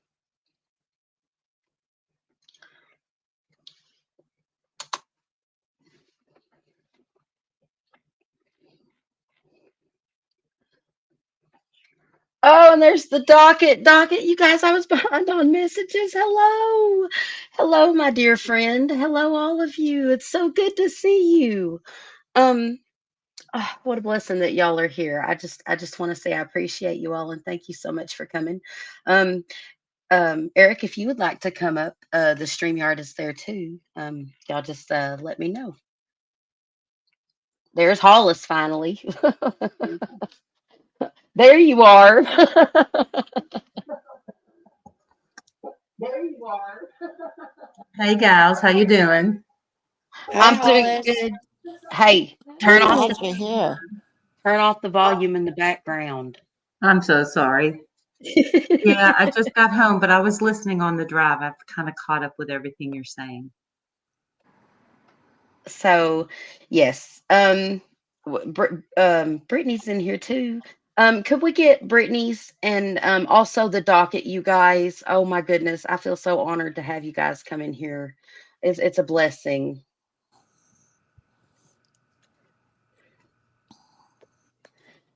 Hollis is joining us late, by the way, because her daughter had a concert, rehearsal, right? No, they were playing with the symphony tonight, so had to attend. Did that. Oh, you're Third such a year in good a mom. row. One more year. Oh, You here we must be go. a proud mama. Yeah, they keep me busy, that's for sure. They Definitely sure keep me do. busy. They're fun. They Blessings. are. Children are blessings. And Was there anything you'd like to add, Hollis, before we continue with the video or anything like that, darling? No, I've been listening to the questions and the commentary, and I've just been enjoying it. I've been Oh, listening to some things here. Some things are popping out to me, some red flags. yeah, some red flags, right? To say Yeah. the least. Yeah. Okay. All right. Well, let's jump right back into this because we're going to play all of the press conferences and cover them real quick. So Okay. let's do that. Okay. Kid, and then if God forbid someone who's elderly who may has dementia or Alzheimer goes missing, we can give the bloodhound, let them sniff that article, and they may be able to take the bloodhound right to it. But they're incredible animals, as you know, and they're very capable of doing those searches.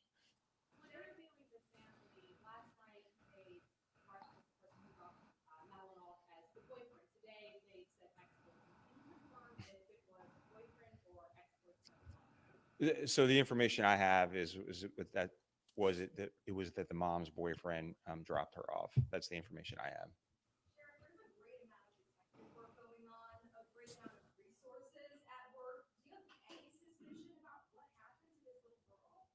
So all I will say is that our detectives are following up on every single lead with the end result of finding Madeline. That's their number one priority. But in investigations like this, they look at everything. Like I said, we interview family members, we locate sex offenders that are in the area, we look at video, we look at everyone's phones, we do search warrants to see if there's any indication in the house. So we do all of that, and it's an extensive investigation. So I said well over 100 people are involved. So we're hoping some tips come in that may help us. Again, we're going to continue to look at all the things that we do: license plate readers, video surveillance, cell phone information from everyone, and those are all the things that are going on right now. If we get tips, certainly we will. There's a lot of different areas out there. And we'll send our search teams to different areas over the next couple of days.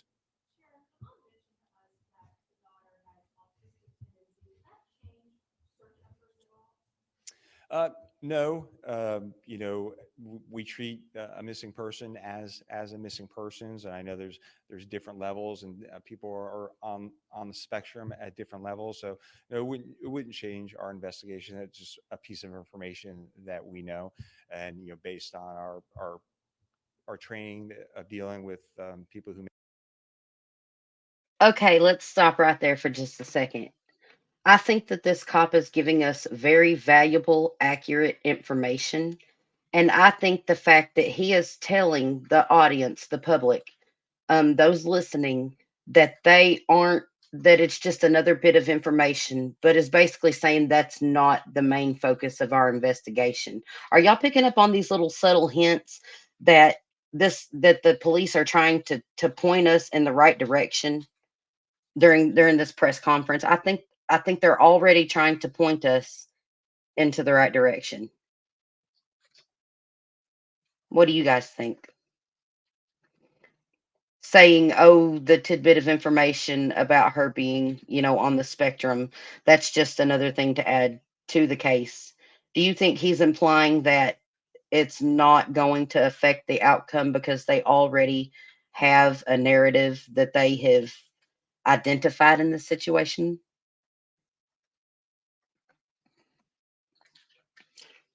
Well, y'all don't all It talk could, at once. yeah. Well, it could be entirely possible. And, for we have to realize This is always a matter of integrity for an investigation to some degree, so they can only imply so much or say so much.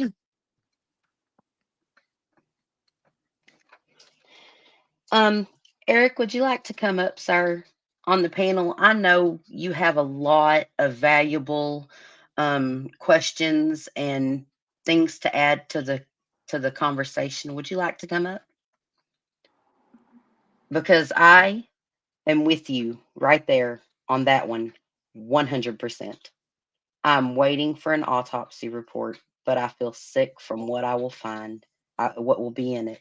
I feel the exact same way.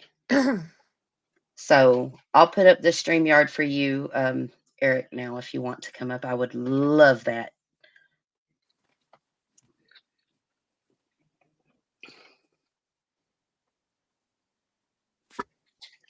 You guys, he's like one of my superheroes. I'm such a nerd. I might be the nerdy type girl, you guys, but I love documents. I love evidence. I love breaking it down nitty gritty, and he does that so well on his channel. If my lovely mods would please again put up his link for me, that would be amazing.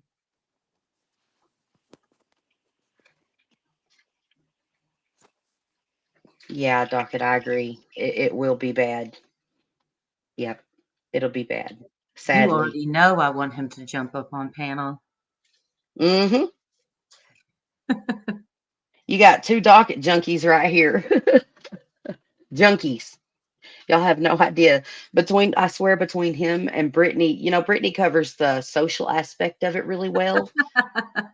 But the docket, he provides, the trials, and he provides the documents and his breakdown of it. And I'm just like, that's my heaven. That's my heaven. It's gonna be true crime, you guys. No, I'm kidding. It's sad. I don't want true crime to be my heaven, but I'm all things true crime, right? So, okay, I put the yes, it's absolutely creepy. Hello, all things serious. Good to see you again, friend. And all things serious, if you guys wouldn't mind putting his link up. Um, he covers all things mental health, all things serious.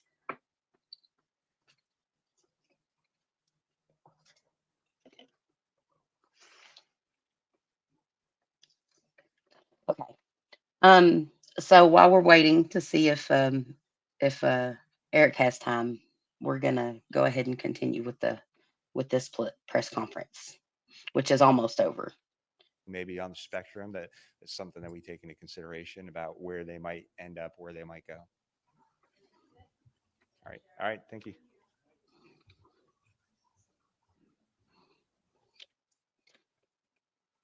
Okay, so let's break it down a little bit. What did we just learn in that press conference? A, no Amber Alert whatsoever being put out, even though the mother thinks that the daughter has been abducted. The video from the church was grainy footage, and apparently, we've come to learn at this time, was not Madeline at all. So I think that that's very important information to this case. And I know people had a lot of questions at the time. Well, where's Madeline then? I think the police already knew. What do you guys think?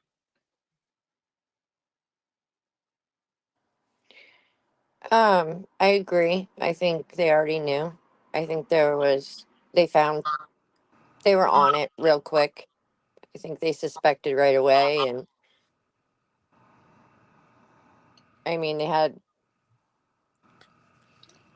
his phone that spoke volumes, I'm sure. Even if, I mean, I think this one is before the phone, but still, we don't know when they took the phone. So, Well, they took the phones during the first interview. They took Steven's phone the first interview.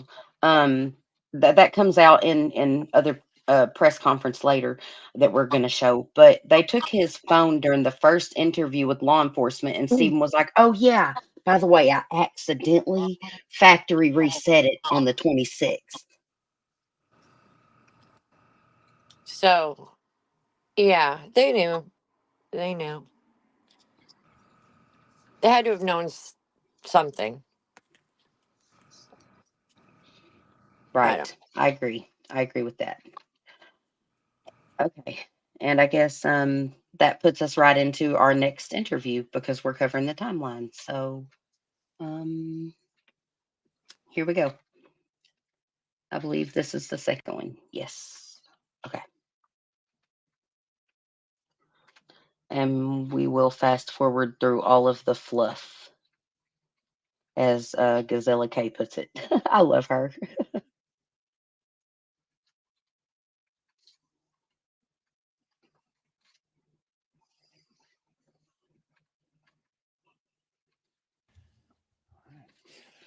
So thank you for being here. We have some important developments in this case that we want to share with our community. I wish we were here to tell you that we have found Madeline, but we have not found her. Last night, detectives from the Kissimmee Police Department met with Madeline's mother, and they had to tell her the very devastating news that although we have not found Madeline, we are now confident that she is dead. So our efforts will be focused on recovering Madeline. Dozens and dozens of detectives, crime analysts, and specialized team members have been working nonstop and following up on every single lead and every shred of evidence. Our detectives have determined that Madeline was never dropped off on the morning of February 26th near her school. Instead, we believe she was already dead at the time and that Stephen Stearns moved her body in the early morning hours on that day.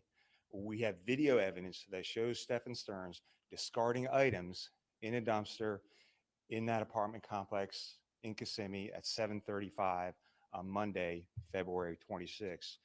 Detectives later recovered Madeline's backpack and her school-issued laptop from that dumpster.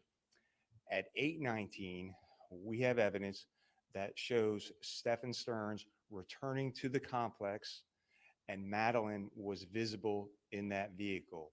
We believe she was already dead at that time.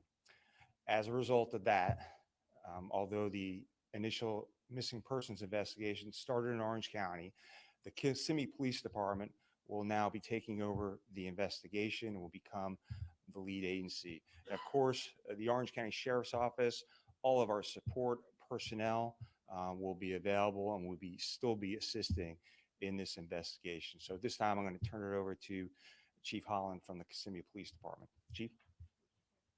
This bobblehead is just ridiculous. And did you notice who it is? That's right, none other than the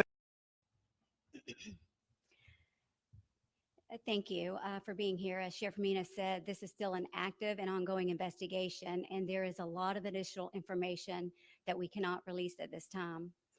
I do want to note that Stephan Stearns was transported from the Orange County Jail to the Osceola County Jail, where he is being held on capital sexual battery charges filed by the Kissimmee Police detectives.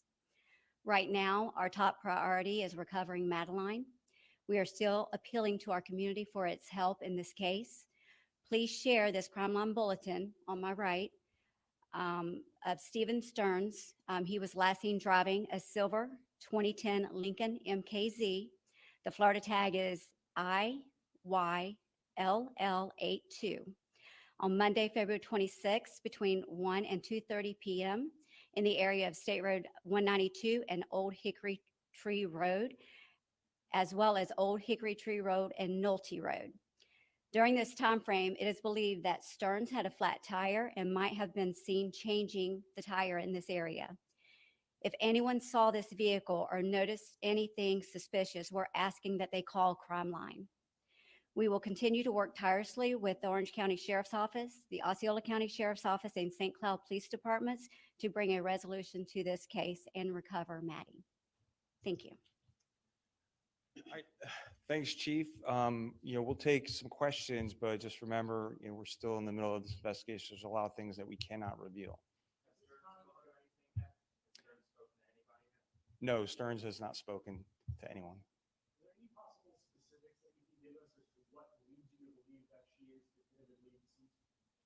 The video evidence that we have. So we're not going to go into those exact details, but we have video evidence that leads us to believe that she's already dead. Sheriff, there's been a lot of things that you laid out here just now. This location in the afternoon, is there a belief? Are we trying to figure out? I know you're requesting video surveillance that area. Are you trying to figure out whether she was still with this car at that time? Yeah, so it could be helpful to us if people saw something, and obviously, we're searching many different areas. But if someone saw something in that area, we want to know about it. What's that now? Where this car supposedly had a flat, is that area you've already searched? So we actually have people searching areas right now. So they've searched a bunch of different areas, and they're going to continue to search. So I don't want to go into specifics on exactly where. I don't want to miss something.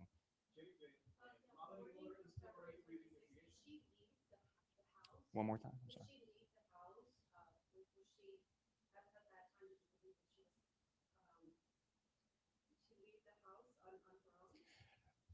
So what I'll say is what I already said is that we believe he moved her body in those early morning hours, and all that is still under investigation.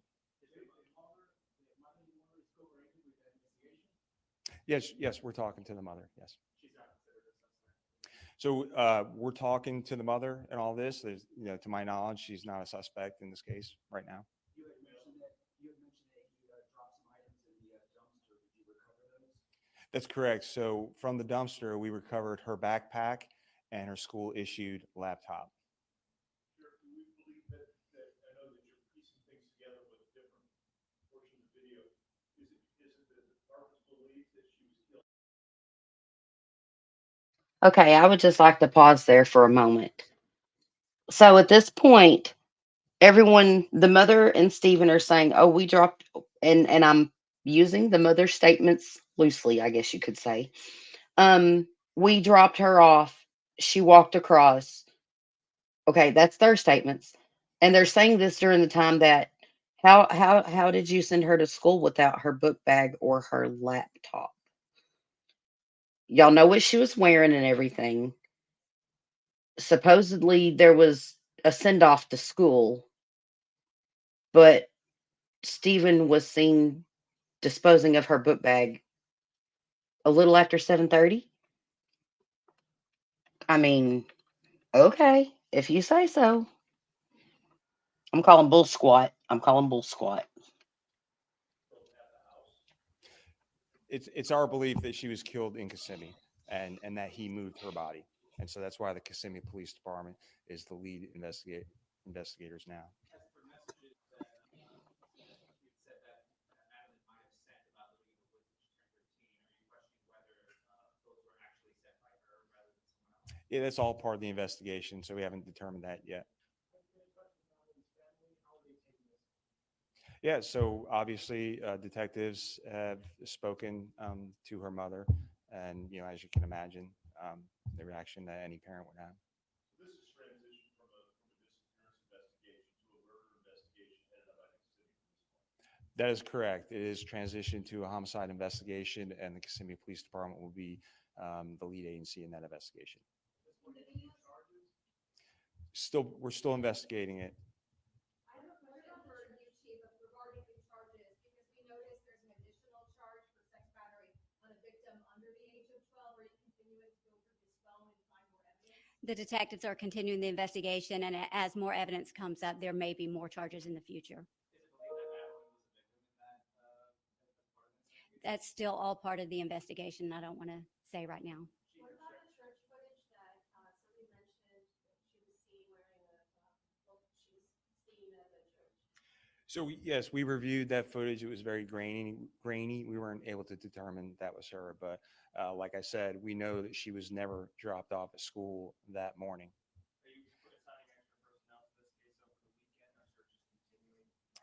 That's correct. Searches are continuing as we speak. And so, like I said, we have people who are working nonstop. And so every lead that comes in, every piece of evidence that we receive, we're going to follow up on that. And if that leads us to a new search area, we'll be out all weekend.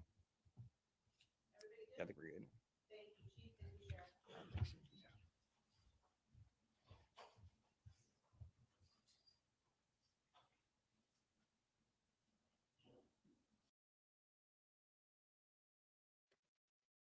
Okay, so now we're to the second press conference, and they are asking for any information at that time of Stephen's vehicle being spotted. Apparently, he had been seen changing a flat tire. We know that from this press conference, and we also know from this press conference that Stephen was seen throwing Madeline's book bag in the trash with her school laptop, her school issued laptop. Okay. So at this time, the police know during this timeline that Madeline never even began to go to school. One thing a child doesn't do is go to school without their book bag or their school issued laptop, unless there are some kind of foreseen circumstances um, outside of normal that happen. And we all know that can happen, but we know that the book bag was being thrown away. So she was never going to go to school again. What do you guys think? I think I, in the first press conference, this officer said um, that they did have a video. It was kind of, what did he say, fuzzy or something, so they couldn't really tell. But then, with an emphasis, he said right after that, "But we do have other videos." And then in the second press conference, that's when he refers to those other videos. So I think they knew, as one of you said, they already knew at that time that he gave the first press conference, or they suspected.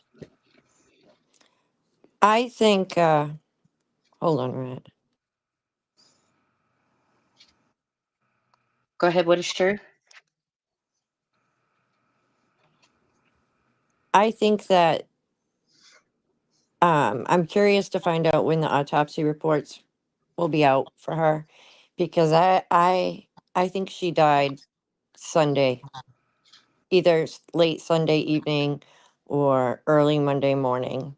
So I'm curious about the time of death that they come up with.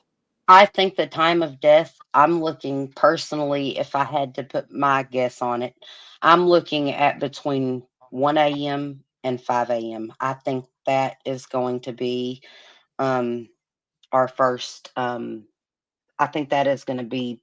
I think that's what the autopsy is going to reveal. And trigger warning, everyone, for everyone coming in.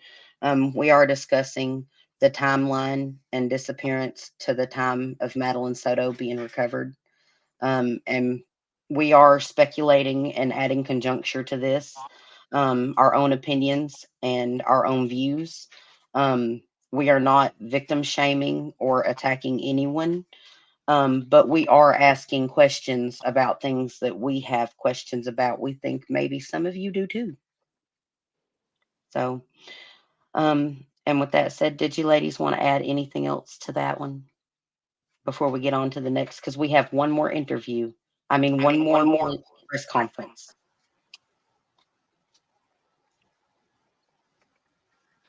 Roll that footage. Roll that footage.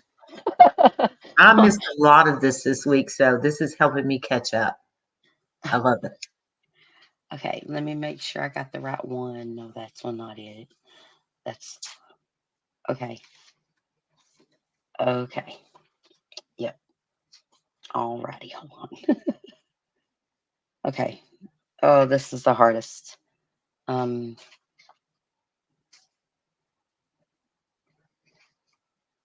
I think this is it. Yeah, this is it. Well, come on. There's the. Uh oh.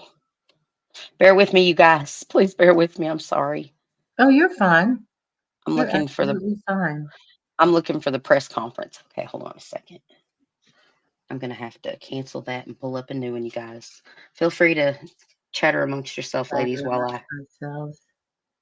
Yeah, yeah. beautiful messy ball. You're right about the autopsy. We won't really get those results for a while.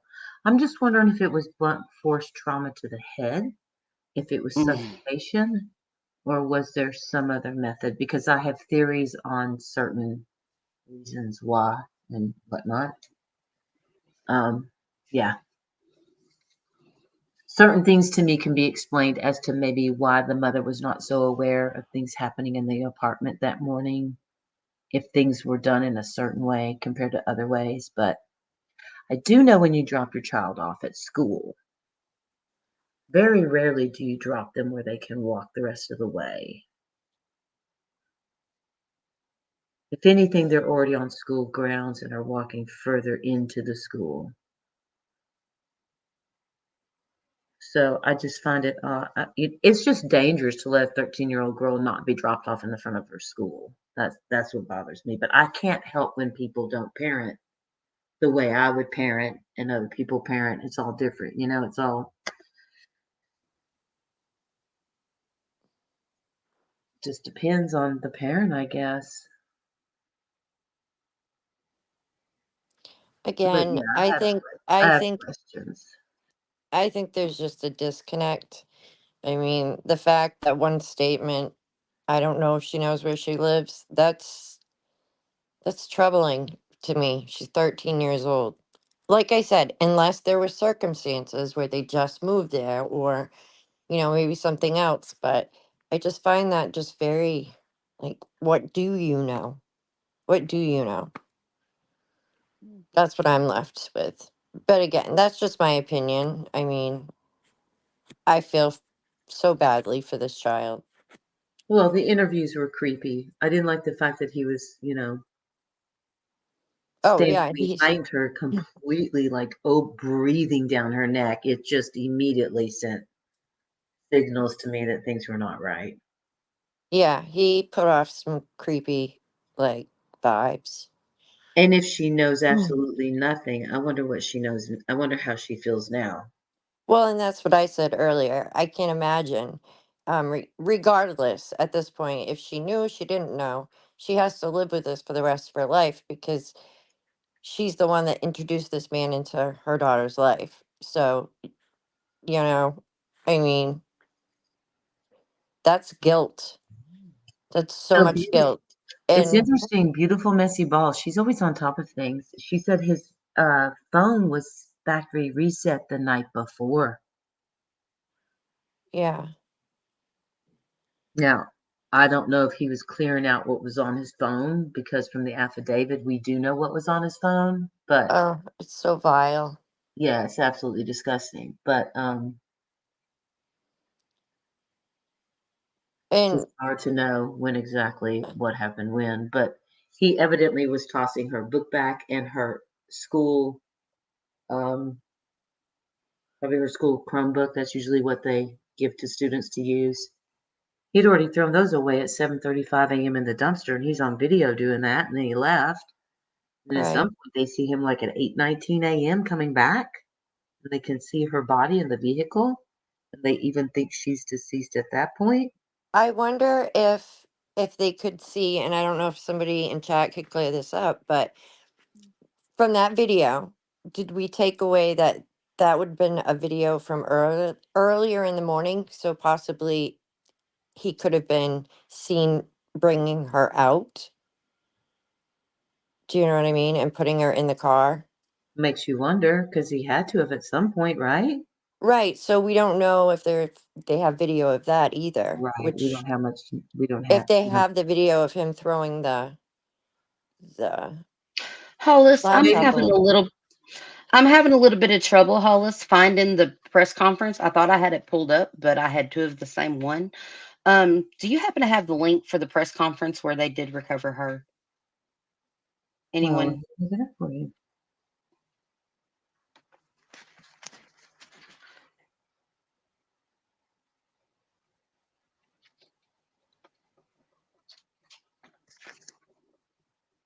Yes, I did. Okay, can you post that to me in a link and DM me real quick? You got you.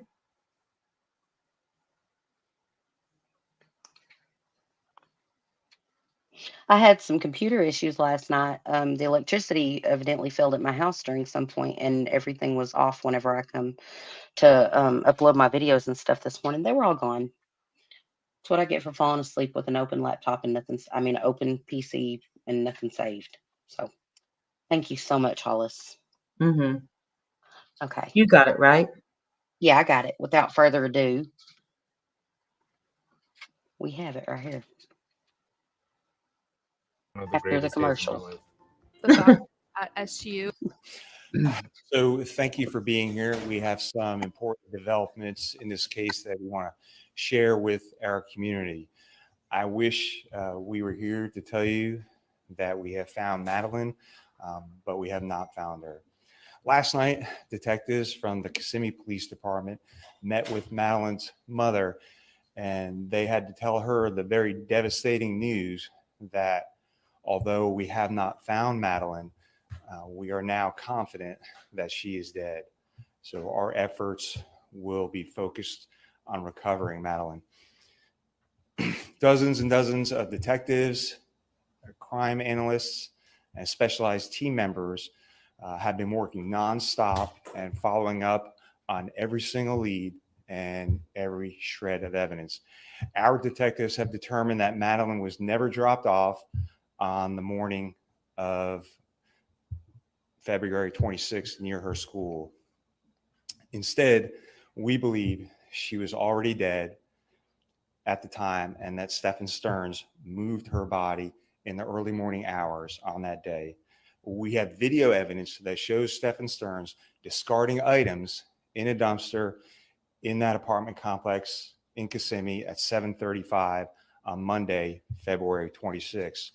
Detectives later recovered Madeline's backpack and her school-issued laptop from that dumpster. At 8:19, we have evidence that shows Stephen Stearns returning to the complex and Madeline was visible in that vehicle.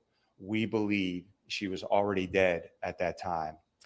As a result of that, although the initial missing persons investigation started in Orange County, the Kissimmee Police Department will now be taking over the investigation and will become the lead agency. And of course, the Orange County Sheriff's Office, all of our support personnel will be available and will still be assisting in this investigation. So at this time, I'm going to turn it over to Chief Holland from the Kissimmee Police Department. Chief. Thank you for being here. As Sheriff Mina said, this is still an active and ongoing investigation, and there is a lot of additional information that we cannot release at this time. I do want to note that Stephan Stearns was transported from the Orange County Jail to the Osceola County Jail, where he is being held on capital sexual battery charges filed by the Kissimmee Police detectives. Right now, our top priority is recovering Madeline. We are still appealing to our community for its help in this case. Please share this crime line bulletin on my right of Stephen Stearns. He was last seen driving a silver 2010 Lincoln MKZ. The Florida tag is IYLL82. On Monday, February 26th, between 1 and 2:30 p.m.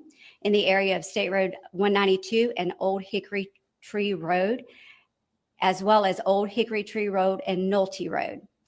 During this time frame, it is believed that Stearns had a flat tire and might have been seen changing the tire in this area. If anyone saw this vehicle or noticed anything suspicious, we're asking that they call Crime Line. We will continue to work tirelessly with the Orange County Sheriff's Office, the Osceola County Sheriff's Office, and St. Cloud Police Departments to bring a resolution to this case and recover Maddie. Thank you. All right.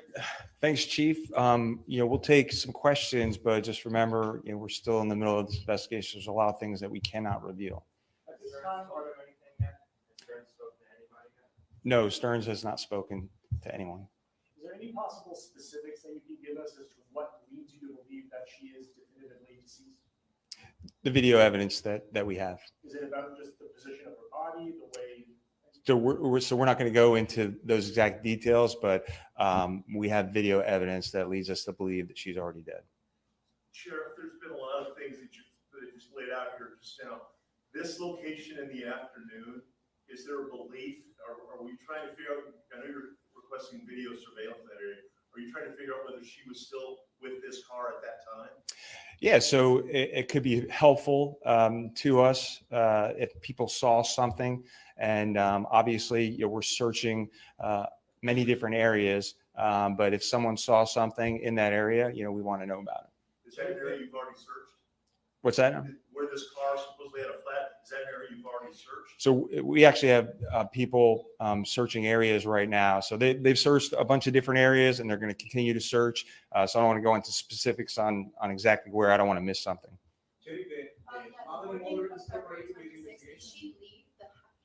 One more time. Did she leave the house? Was she at that time? Did you believe that she was? Did she leave the house on her own? So what I'll say is what I already said is that we believe he moved her body in those early morning hours, and all that is still under investigation. The mother is cooperating with the investigation? Yes, we're talking to the mother. Yes. She's not considered a suspect. So we're talking to the mother and all this. There's, to my knowledge, she's not a suspect in this case right now. You had mentioned that he dropped some items in the dumpster. Did you recover those? That's correct. So from the dumpster, we recovered her backpack and her school issued laptop. Sheriff, do we believe that I know that you're piecing things together with different portions of video. Is it the department's belief that she was killed at the house? It's our belief that she was killed in Kissimmee and that he moved her body. And so that's why the Kissimmee Police Department is the lead investigators now. As for messages that you said that Madeline might have sent. Okay, I would just like to let everyone know that's coming into the stream. We're going over the timeline, the press conferences and everything involving the Madeline Soto case. Right now we are on the last press conference. I've showed the other ones, and we've done the parental interviews and the stepdad's interview, or the mother's interview and the stepdad's interview rather. And we are now covering this press conference, and then trigger warning in advance for everyone coming into chat. We are going to go out over the probable cause affidavit as soon as we get done with this video. So trigger warning for all of you coming in. Was there anything you'd like to say, Hollis, or anyone? I just wanted to point out that he clearly says they have evidence of him moving the body in the early morning hours. So I believe Absolutely. they have a ton of video. So that's probably how they were able to. I mean, he pretty much said it. So I Yep. agree with you. What is true? It kind of seems like they've got. I mean, from the time of the incident until the arrest, it was what, Monday, and then he was already arrested by Saturday and in court. Yes. I mean, Or Sunday, Saturday or Sunday. I don't know. My timing's a little off, but yes. It went press conference 1, press conference 2, and then it went interview with mother and him, and then interview with just mother, and then the first press conference and the second press conference was around the time he was arrested. And I then think, this press conference came the next day, or after yeah, the I arrest. think he was arrested on Tuesday, and then this press conference was on Wednesday. If I maybe Right. Okay. Anyway. All right. Back to it then, ladies. Back to it. About living in the woods, which turned 13. Are you questioning whether those were actually sent by her?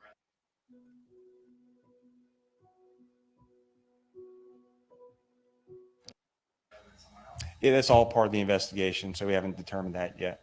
Have you been in touch with Madeline's family? How are they taking this? Yeah, so obviously detectives have spoken to her mother, and as you can imagine, the reaction that any parent would have. So this is transitioned from a disappearance investigation to a murder investigation headed up by the Kissimmee Police Department. That is correct. It is transitioned to a homicide investigation, and the Kissimmee Police Department will be the lead agency in that investigation. At this point, any new charges? We're still investigating it. I have a question for you, Chief, regarding new charges, because we noticed there's an additional charge for sex battery on a victim under the age of 12. Are you continuing to go through his phone and find more evidence? The detectives are continuing the investigation, and as more evidence comes up, there may be more charges in the future. Is it believed that Madeline was a victim in that as part of the investigation? That's still all part of the investigation. I don't want to say right now. What about the church footage that somebody mentioned that she was seen wearing she was seen at the church? So yes, we reviewed that footage. It was very grainy. We weren't able to determine that was her, but like I said, we know that she was never dropped off at school that morning. Are you assigning extra personnel to this case over the weekend? Are searches continuing? That's correct. Searches are continuing as we speak. And so, like I said, we have people who are working nonstop. And so every lead that comes in, every piece of evidence that we receive, we're going to follow up on that. And if that leads us to a new search area, we'll be out all weekend. Everybody good? I think we're good. Thank you, Chief. Thank you, Sheriff.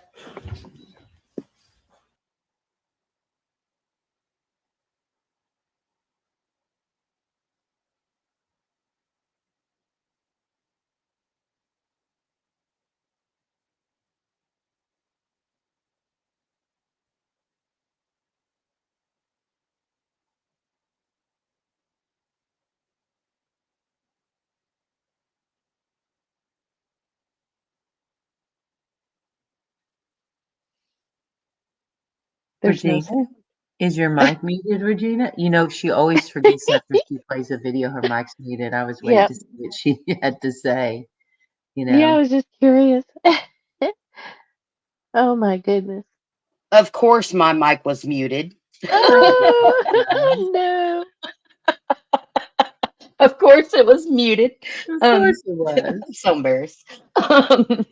Oh well, build that bridge and get over it. It's probably gonna happen 100 more times.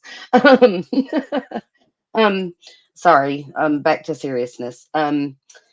What I was saying is trigger warning, everyone. For those of you who are sensitive, you may want to skip this part of the video or the live stream, or go back and to avoid this part of the live stream, because we are going to be presenting the probable cause affidavit. And I warn you ahead of time, trigger warning, it is graphic. Okay.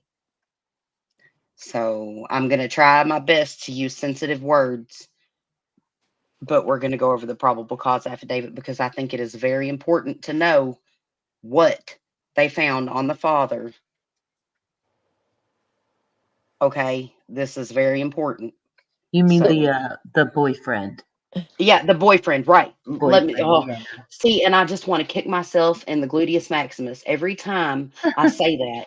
I want to give myself a good swift kick to the rump because I have seen pictures of Madeline and her biological father, I and that is the know. only pictures of poor Madeline I have ever seen with sheer joy on her face. That is the happiest I have ever seen her. So let's make this clear. It's not her biological father. Her biological father loved her very much, and you can see that in the images and stuff on Facebook and Twitter and everything.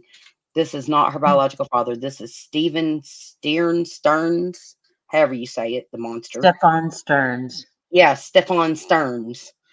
Um, Um, so before you start, I'm gonna head out if that's okay. absolutely not. No, Well, I'm just joking. I'm just joking. Yeah, I understand what is true. We know you have 1,000 things to do, sister. I do, So, but thank you for having me, all of you, and I wish you all well. And remember, share a smile, save a life. And with amen. that, good night. Good By night, what is sweetie. true. We Bye. love Hi, you. hon. Okay. Oh, I love her. You guys, she is Yeah. just such a sweetheart. She's got a busy schedule right now. Oh, there's the Yes, she affidavit. is. Yep. Here's the affidavit, you guys. Here we go. Trigger warning, everybody. Um, put on your padding if you need it, because this is going to be a bumpy ride. Okay. Emergency warrant request cover sheet. And it says, officers of Kissimmee Police Department are waiting to immediately, directly, instantly, and at once, without delay, proceed on this search arrest warrant. In compliance with the Ninth Judicial Court warrant signing procedure, this cover sheet is attached to the request for emergency arrest/search warrant. And I want to pause right there. No, we'll cover that in just a second. Hold on. So this is the the legal cover sheet to the arrest warrant, and it gives his, of course, address and emergency reasoning behind the affidavit. So here we have the actual affidavit. Let me make sure you guys can see this. Yes. Okay. And it gives Stephen, Stephan, Michael, Michael, Stearns, Sterns. And it gives his birthday, his race, his gender, all of that. An affidavit for arrest warrant. Digitally appears the affidavit. Detective Brian Moore, ID number 804, a sworn law enforcement officer, to witness an officer for this Kissimmee Police Department who makes this affidavit and states under oath that affidavit has probable cause to believe that certain laws have been violated in Osceola County, Florida, and that on or between the 3rd to 20th of 2022, listen to what I'm saying there, the 3rd, the 20th of 2022 to the 12th, the 3rd of 2023. So that's almost a 2-year timeline. Take that into mental note, everyone. The defendant, Stephen Michael Stearns, did violate Florida state statute and commit the offenses of trigger warning, sexual battery, trigger warning, possession of material sexual performance by child. Okay? Trigger warning. The affidavit detective Brian Moore ID 804 is a sworn law enforcement officer employed by the Kissimmee Police Department and has been employed by said agency since the 4th the 9th of 2018. Your affidavit currently investigates crimes in the city of Kissimmee, Florida. Your affiant, which is the detective, Brian Moore, in the course of his or her official duties, has come to investigate on February 2006, 2024, at approximately 2,000 hours, and it blacks out her name, was reported missing by her mother. Madeline was reported missing by her mother. The mother advised her daughter's stepfather, Stephen Stearns, picked her up from home and dropped her off at Hunters Creek Middle School, and gives the address, February the 6th, 2024. The mother went to pick up Madeline from school at dismissal and learned Madeline had never shown up to school. An interview was conducted with, and I'm going to guess that's the mother's name and blacked out, Stephen Stearns, who advised he picked up and dropped her off in front of Peace United Methodist Preschool, 1352 Township Loop Boulevard, Orlando, Florida, which was down the street from the school. At 840 hours, Hunters Creek Middle School begins class at 930 hours. So at 9:30 in the morning is when the school starts. Okay. And according to Stephen, he dropped her off at 8:40. But the school doesn't start until 9:30, which is a big discrepancy and difference for dropping your child off, in my opinion. But back to the affidavit. A license plate reader captured Stephen's vehicle with Florida tag IYLL82 driving, and then it's blacked out. During the interview with Stephen, he provided consent to search his phone. However, he stated he accidentally performed a factory reset on his phone February the 26th of 2024, the same day Madeline went missing. After an extensive canvass of the area and interviews with Madeline's family and friends, it was unusual for Madeline to be dropped off down the street from school and not stay in communication with her family and friends. Upon reviewing the contents of Stephen's phone, several images and videos were located, which depicted there was also pictures of videos. Oh, depicted of Madeline's. It blacks it out, and then it says her breast, her vaginal, and anal area as a focal point of the pictures. Okay, and I'm trigger warning again. This is very descriptive, you guys, but I think it's important to know what was on this phone. He had pictures of her close up, of her genitalia and her lady lumps and her little hiney. You know what I'm saying? Okay, so let's just continue. There are also pictures and videos depicting this young lady's genitals and her mouth being abused by Stephen's, what's the word I'm looking for? Member. As such, the files depict the illegal sexual performance of a child. Your affidavit has probable cause to believe that Stephen was in possession of material depicting the performance of a child. It should be noted that the man's genitalia observed in the video penetrating had distinct markings which can be okay, we'll stop right there because they're just saying that there are markings on his hoo that verify that it is Stephen in the videos. We'll leave it there.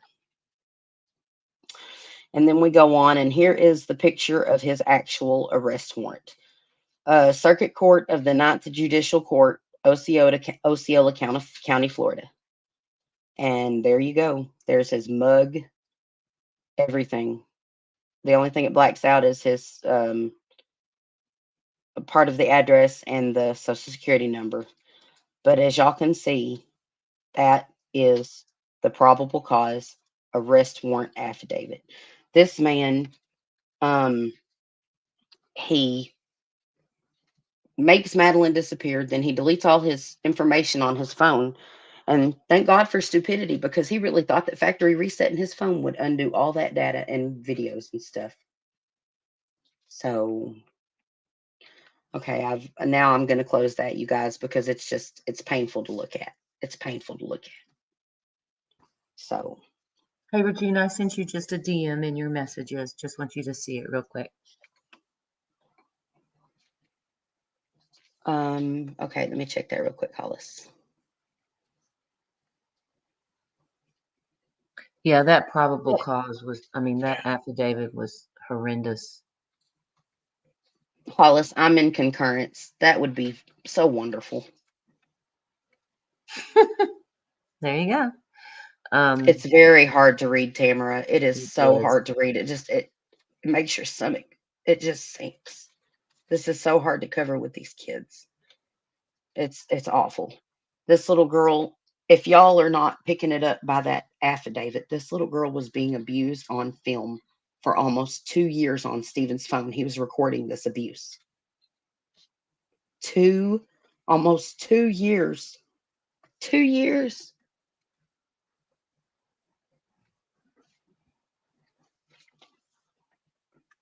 Two years. It's heartbreaking. But that's what led to this. That's what led to this next video. So, ladies, did y'all want to add anything to that? I don't think we need to spend too much time rehashing it. We know what the affidavit says now.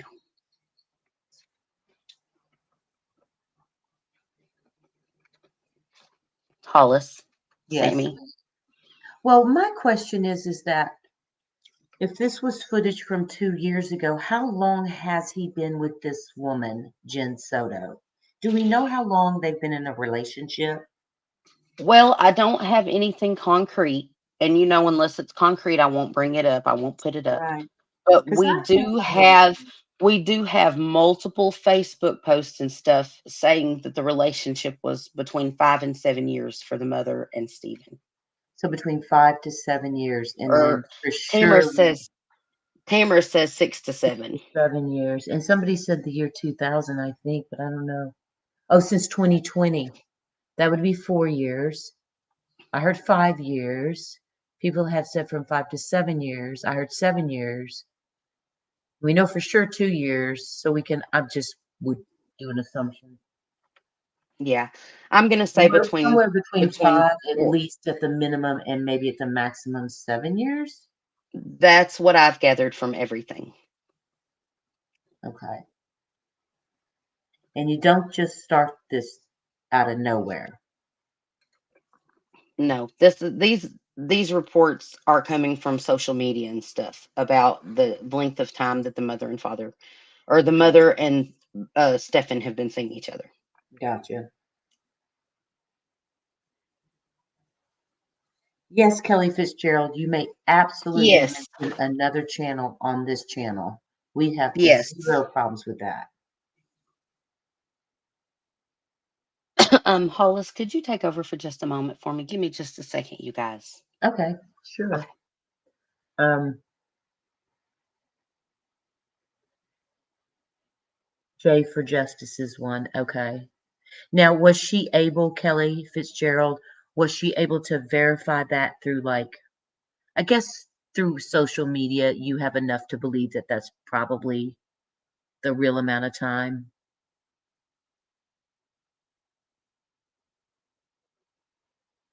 And Beautiful All right. Messy Ball said all I heard was several. So Kelly Fitzgerald said J for Justice is one.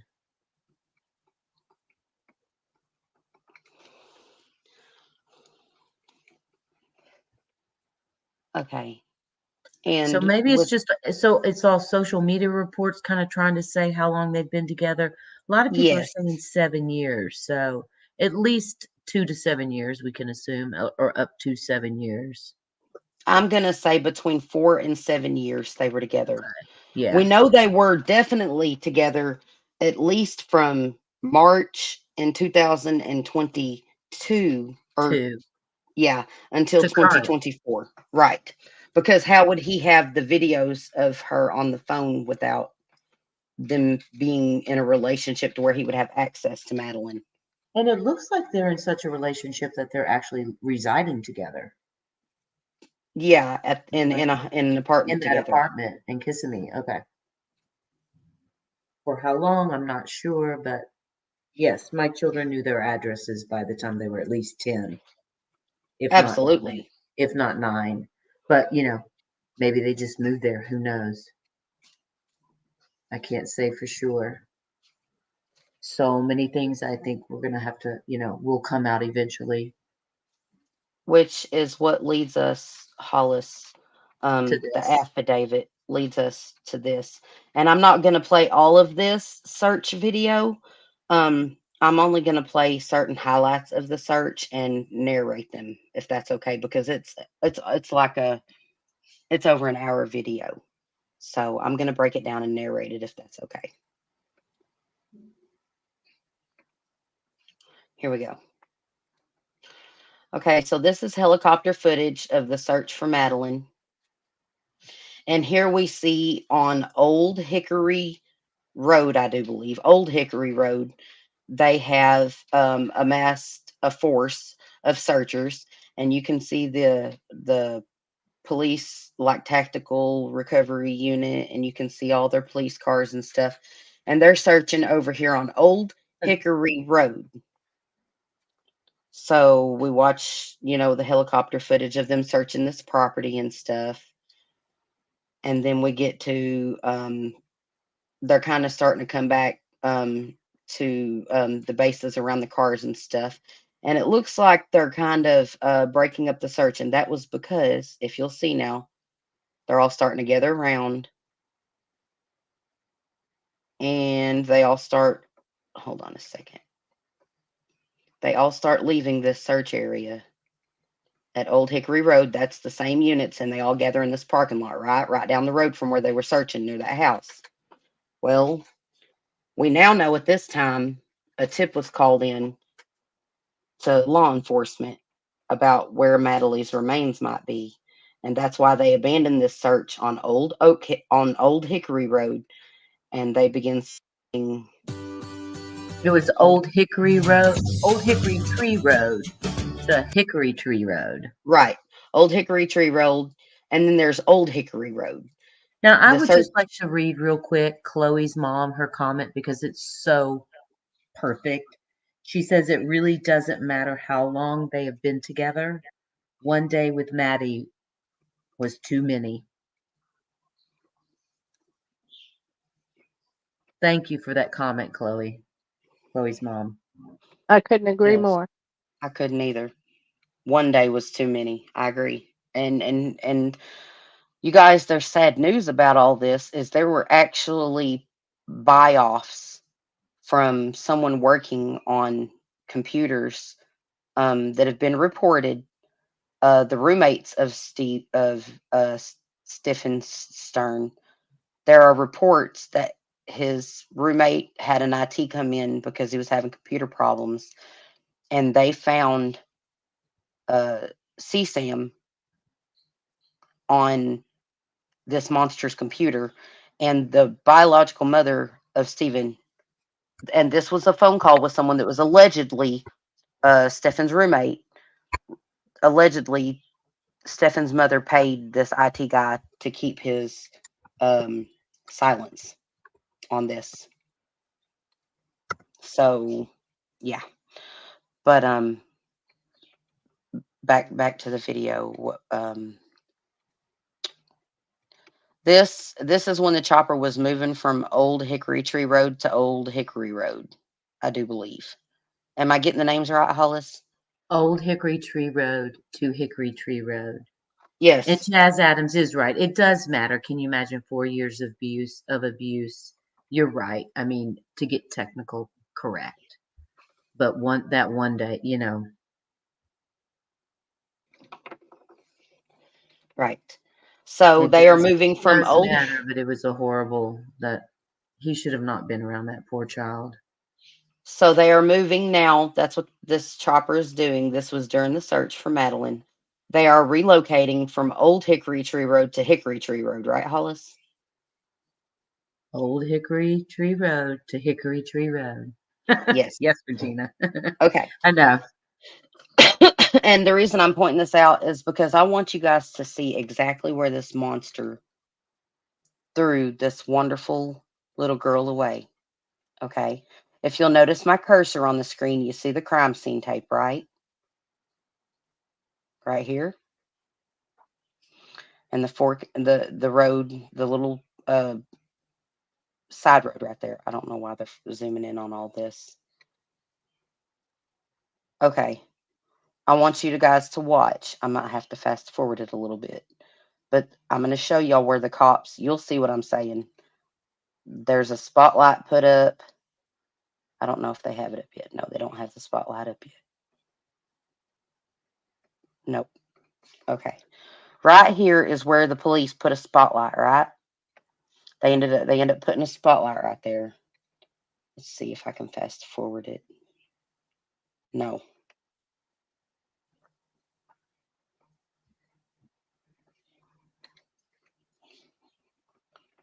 Okay, right here in this thicket of trees where my cursor is where poor Madeline was discovered.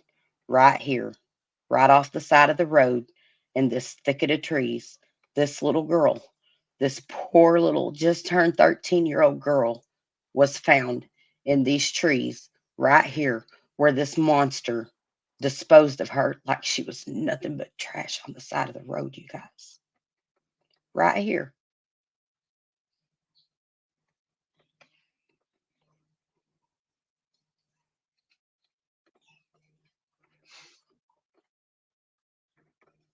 And that's why they're all right here and they've got the crime scene tape up. But there are other videos if you watch where the cops walk around to the back of this tree line and then walk around to the front of it, and you can see them peering in before the forensics units got there. And they had see, they're putting up the light right now. But they put this light up and it shines right in here. And the cops go under the tape, walk back behind the trees, and then come back around to this side. So she's right here in these trees somewhere.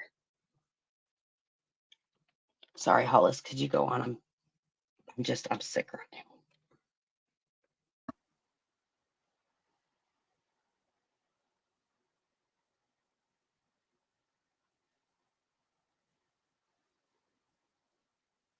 I think it's fair to say here this is pretty upsetting for a lot of people, and we need a trigger warning again.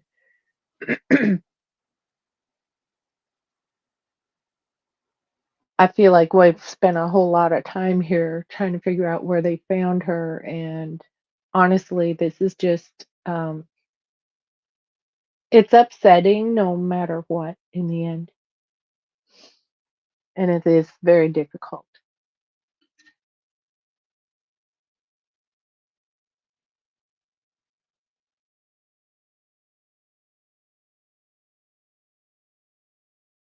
Difficult.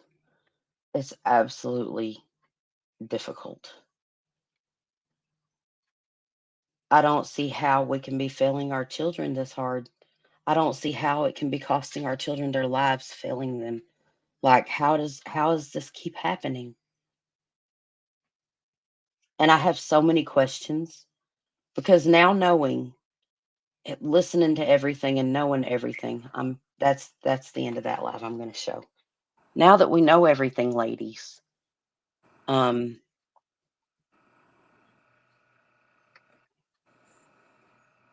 I just don't know. I don't know. And Hollis, you said you read an article of the police said that more arrests were coming. Could you elaborate on that? I'm sorry. Yeah, know, it's a very confusing article in the way they write it. They're not very specific. I find it quite annoying. Can you send me the Um, link to it in DM? it says the Kissimmee Police Department said Saturday more charges could be coming, but only after a thorough investigation. And it's basically an article stating what he was initially arrested for because Mhm. he was facing charges of battery and Right. possession of child CSAM. material. Mhm.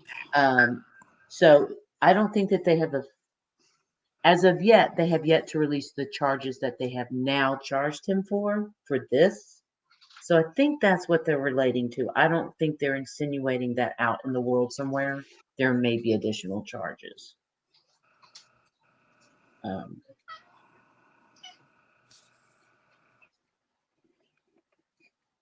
Whoa. Keep grinding up says Lisa. He was found guilty of hiding cameras to watch women change and go to the bathroom, but that was expunged. Excuse me? So not only is the IT guy, the roommate, getting paid off to hide his CSAM on his computer that is located. So this guy's paying off and getting his record expunged, and they expect us parents out here to have a fighting chance to know that these people are predators. I'm sorry, my brain and just it, fell out my ear. and it is from Fox 25 News, and it did say deputies say S crimes were committed at the family home in Kissimmee. Yes, the crimes were committed at the home of Stephan and the mother. So with that said, Hollis, I have a question for each of you ladies. Hollis, Mm-hmm. if your daughter was being abused for 2 years, would you know? Would you witness changes in behaviors in her that would alarm you? I would hope so for sure. Yeah, I mean, yeah, she would come and tell me. I am too, Bear. I heard 2 miles back. Yes. Yes, you heard 2 miles back. That was in a report, but that was from the initial site where they were looking for her on Old Hickory Tree Road, not Hickory Tree Road. It was 2 miles. It was almost 2 miles from Old Hickory Tree Road to Hickory Tree Road where they found her right beside the road. And I actually have news report on that if y'all would like me to elaborate further. No, the original search was near that White House, and they actually found her 2 miles further down the road in the tree line. Even though they reported it as a woody area, they really should have said in a tree line. Right, because we do have the actual news report, and she was found very close to the main road. I can pull that up real quick. I'm pretty sure. Hold on, because I understand people want clarification on that, and it is important to know exactly where it was because of the fact that people might want to go leave a memorial for her and show their respects, and I commend anyone who does. And we actually went through that last night because it was so confusing. But there were 2 search areas. Okay, And then Hollis, I'm going to grab it and pull it up right now. Hollis, correct me if I'm wrong, but wasn't it was it 48 miles or 48 minutes from their apartment? 48 to miles. Okay, 48 thank minutes. Minutes. I'm sorry. It was a 45 to 48 minute drive. Man, put that in Yeah. the timeline, huh? Yeah. Yep. News at 6 sources We'll just talk about confirmed that here in a Channel 9 the second. body of missing 13-year-old Madeline Soto has been found. We have learned that a tip called in after this afternoon's press conference with Orange County Sheriff John Mina led detectives to her body. Law enforcement from several agencies still out at the scene right there off of Hickory Tree Road in Osceola County. Good evening to you. I'm Christopher Heath. I'm Darlene Jones. This is certainly a heartbreaking update to this major story we've been following for you since Monday. This morning, the main suspect who you see here in her disappearance, Stephen Stearns, was taken from the Orange County Jail to the Osceola County Jail. And then this afternoon, the Orange County Sheriff told us investigators believe Madeline was dead.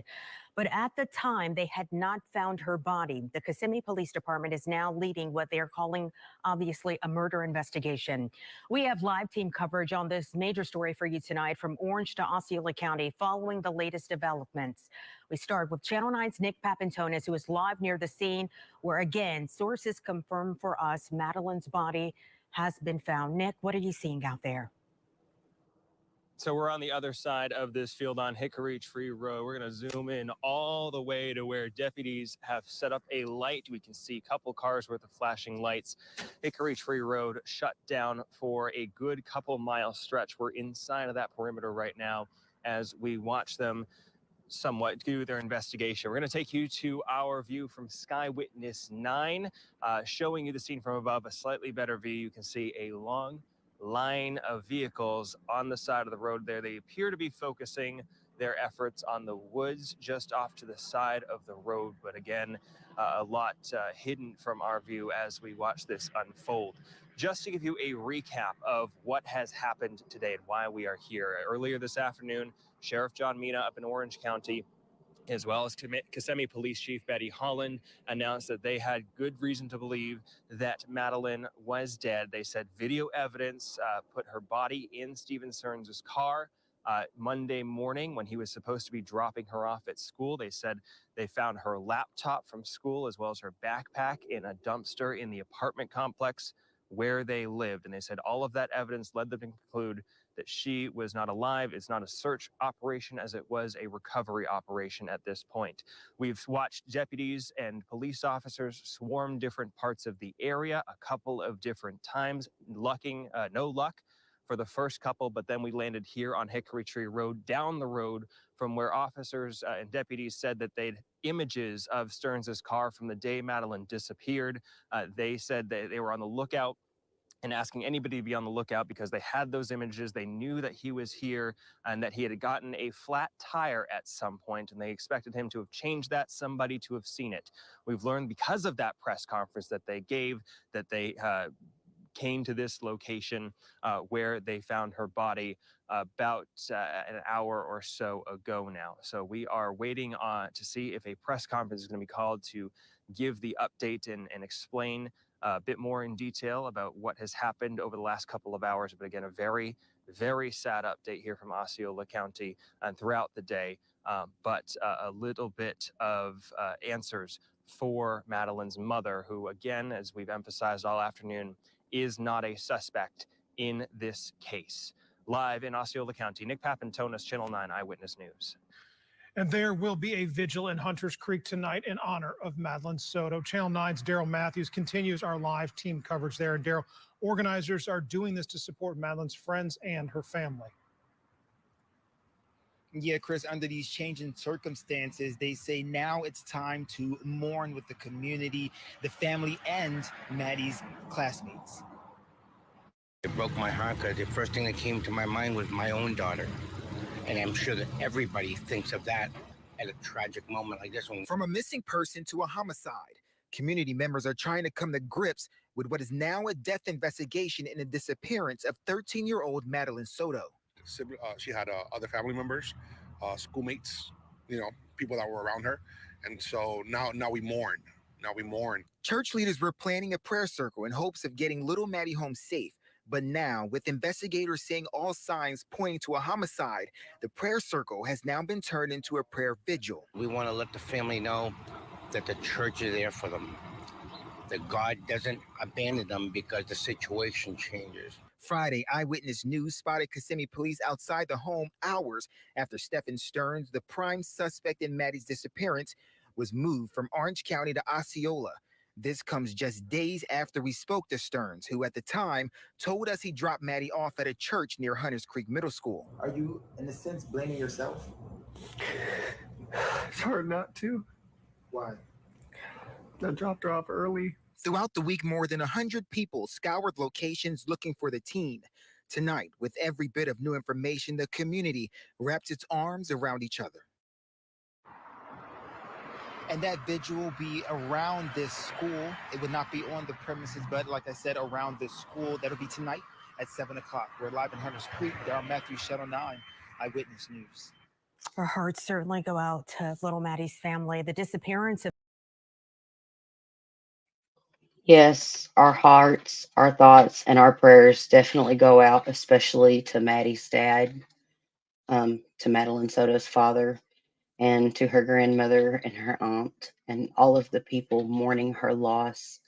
And I have to say, I even send my prayers and my heart out to her mother, because especially if she did know anything, you guys, if she did know and just didn't know the extent of it, she's going to be dealing with the guilt of this for the rest of her life. Are y'all there? Yep. Oh, yeah, I'm here. I mean, this is heartbreaking. This is heartbreaking. And it's so senseless. I mean, this is my question. This is my biggest hang up on it. I know in the first interview, Mom said that Maddie, or the second interview, I don't remember which one, but correct me if I'm wrong. Mom had said that Maddie had developed a crush on a little boy.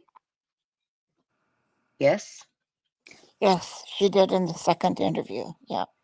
Right. Yeah, it was in the second interview. So, which leads me to believe that it was either that, or God forbid that she become pregnant from the abuse. I think that those are going to be the two factors. That's the only thing I can see, because if he was already abusing her and already fully abusing her, it wasn't just grooming anymore. What was his motive for ending this poor child's life? Was it jealousy because she had taken an interest in another little boy?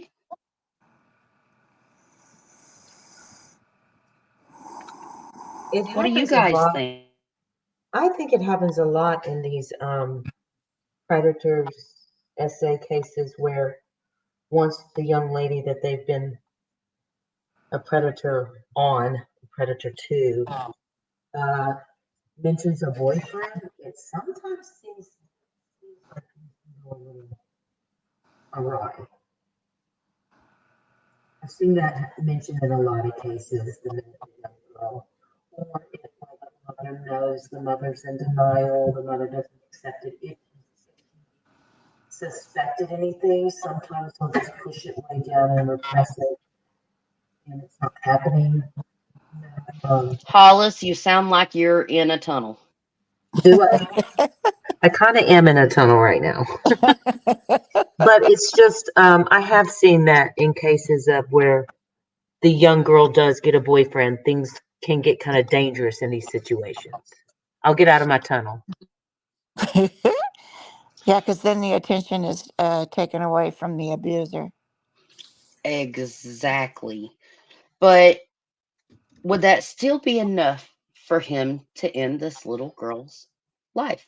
I mean, was he so romantically inclined to her and thought that he was so in love with this 13-year-old child that her getting a boyfriend or having a crush on someone would push him over the edge whenever he was already having an unadulterated relationship with this little girl?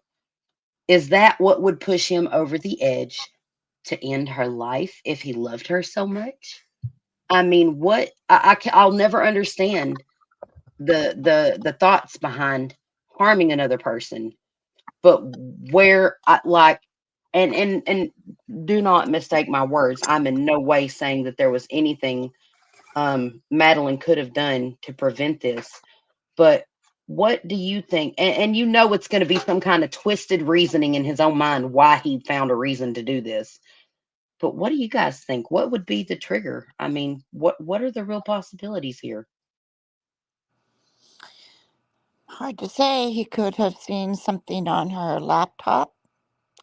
He could have heard her talking to one of her friends about the boyfriend, and he snapped. These predators, you know, they can snap at anything. There could be something else that we don't know yet. Probably won't know till after the autopsy, but it's hard to say. There's so many things that could have triggered him, but at that particular time and in the middle of the night, um, where was her mother?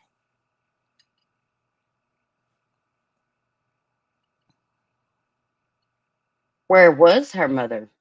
That's If what I. mother was, well, we know Yeah, that mother, well, now we know from the statements of the mother and Stephen and what they've given their, their reports. We know that mother had to have been there whenever Madeline was in fact ended, when her life was preciously stolen absolutely. and viciously stolen. I mean, I said precious. When her precious life was viciously stolen, her But mother I'm was gonna play, present. but I'm gonna always say I play devil's advocate, and she could have very well been fast asleep. You just never know. I mean, look at Dylan and Bethany. They may have slept through it. And if I'm waiting Well, on but their evidence to reports, but see. they didn't sleep through it, Hollis. They did not sleep through it. They might have been tired, but they did wake up to the noises. Right, but I'm just saying, like my husband, many a time, being a mom of two young kids, there were several times where he'd get up in the morning, get them breakfast, and take them off to school, and I would just randomly wake up, and I would have not heard a darn thing, because it's exhausting. Somebody said they thought she worked nights, so that could be another thing. She may have been working at night I was under the and had impression she gotten home got early. went to work at 3 or something in the afternoon. We don't know what time her work Yeah, schedule was. But maybe she did work the night shift. We just don't know yet. We don't know enough yet. Well, we do know that the mother seems aloof in her videos, in her interviews. I think that is a consensus that I have seen across the board whenever people are describing the mother's emotions. Okay. I think we can all agree to that. We all see something off with the mother's interviews. Yes. Yeah, she made me feel uncomfortable. Now, remember when she asked the reporter, I don't know how much more I can go into? Do we know, are there verified records that CPS has been called to their family before, to their residence before? Do we No, know that anything is about that? all. That is all on social media that has not been verified anywhere that I can find. And of course, there will be no getting CPS records for this. Okay. So at this, it's all hearsay for as far as we know. So we can't even go into Yes, that. Okay. exactly. Because I was thinking Exactly. if it was that, that may be what she was kind of referring to. If there had been previous CPS phone calls, maybe she was like, I don't really, how much do I need, Yeah, we talked about this earlier, and Ladies, after this, Char, I just want to say something. Go ahead. we talked about this earlier, and wondering if maybe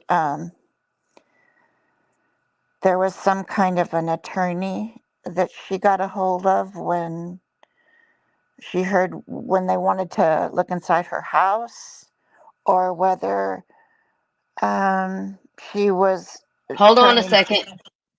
Hold on a second. I'm so sorry. You guys, someone just pointed something out. Are y'all reading this? Jazz Adams. You guys, that's true. The affidavit says that the mother had him pick her up to take her to school, which means the mother is in the affidavit admitting to being awake during this time.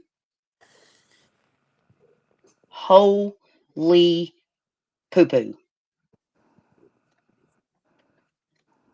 Holy poo poo. You Well, guys. I never believed for a second the mother went along with them to take this child to school. I never believed for a minute she was with him. I kind of felt like she was covering up for stuff. Um, I'll Chloe leave asked it a at that. question. I'll leave it at that. Chloe, I have read multiple places that there is a younger son in the home, that she does have a younger son, but that could also be rumor mills. Until anything is written in an actual article from a trusted source, I tend to leave it at the rumor mill. But yes, there are certain reports that she does have a young son. Okay, go ahead, Hollis. Sorry about that. Oh no, that was it. I mean, there's a lot in the rumor mill going on. That there were friends that she had told and whatnot. Um, yes, and also I would like to pull up Jeanette's comment, if that okay. In my opinion, Maddie was not murdered in the home, but at the same time, we have the police basically saying Maddie was murdered in her home in their last news conference. If I was not misunderstanding that, Hollis, Sammy, what do you guys think? I thought that was pretty much what they said. Yes. Yeah, they pretty much said she was murdered in the Kissimmee apartment. Well, it kind of leads you to think that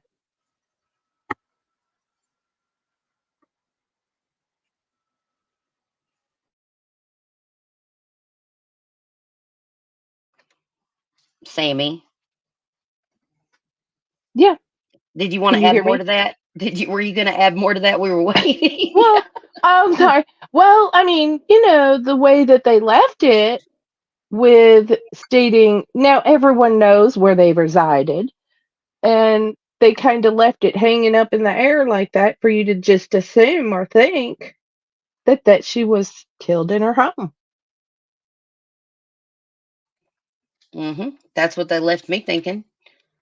And I mean, also from the police's, press conference, I'm sorry, from the press conferences and things of them saying that they have her on video uh near the apartment, leaving the apartment, and they believe she was already deceased in the video. I mean, where else would he have unalived her? Where would he have committed the homicide at? If not in the apartment, and throwing the book bag in the back of you. I mean, I'm not doubting that maybe he didn't kill her right outside, or commit this offense against her right outside the apartment, but from everything that the police are saying, I believe they are saying that it took place at the apartment. I think that's what they're leading us all to believe. Char, what do you think? I think that somewhere I heard that, I thought it was from a police source, or maybe an interview with, I'm not sure, but I thought I heard that it took place at the apartment. That's what I thought I heard, but I couldn't swear by it. But it would make sense to me that it would have happened there. Unless, well, now maybe while mother was sleeping, he took her out of the house. I don't know. What do you think, Hollis? I definitely remember reading it several times that the police stated that the incident took place in the Kissimmee home. Yeah.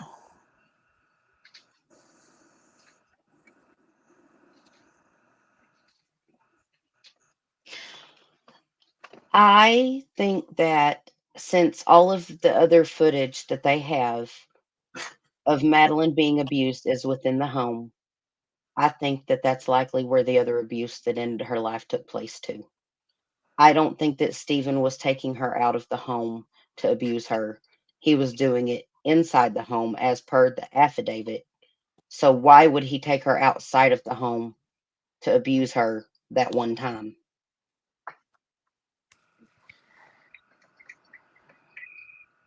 I mean, if he's going to do it every other time. I'm not saying there couldn't be the one time he removed her from the home to abuse her, but every other time he abused her was in the home, so far as we know, as per the affidavit, right? Right. You are correct. So why would this case of abuse change as per every other case of abuse he committed against her? Something triggered him. Absolutely. Or they were walked in on and an incident occurred that might have been an accidental head trauma situation. We just don't know. Right. All we know, But Hollis, that would lead us to, but he that would is lead us the to suspect, the number one suspect. absolutely. But Hollis, if they were walked in on, and the only other person is the mother in the apartment, and that's how she sustained injury during some kind of freak accident, being walked in on, freaking out, or second degree murder is, you know what I'm saying. Then how? Well, that would mean that the mother is 100% guilty in helping cover this up, right? Well, if that's what we don't know. Right. We won't even know if the autopsy comes back if that's the story. We won't know. Oh, well, that's interesting. I mean, who's to say she was there when it happened? We won't know.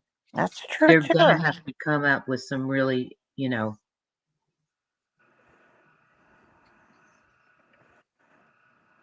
I mean, we know that the mother has, in her own interview, said that Madeline became interested and developed a crush on a boy.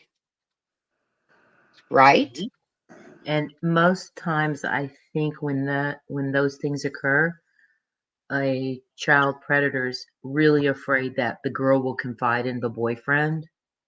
And things like that will be revealed. Or they're jealous, or no one else can have you, only me. Those kind of things play into play. No, that's so a good that could have point. been the trigger. That could have been the trigger. I guess he knows. He's not talking. No. And he did move her. I don't understand why they saw him throwing her stuff away at 7:35.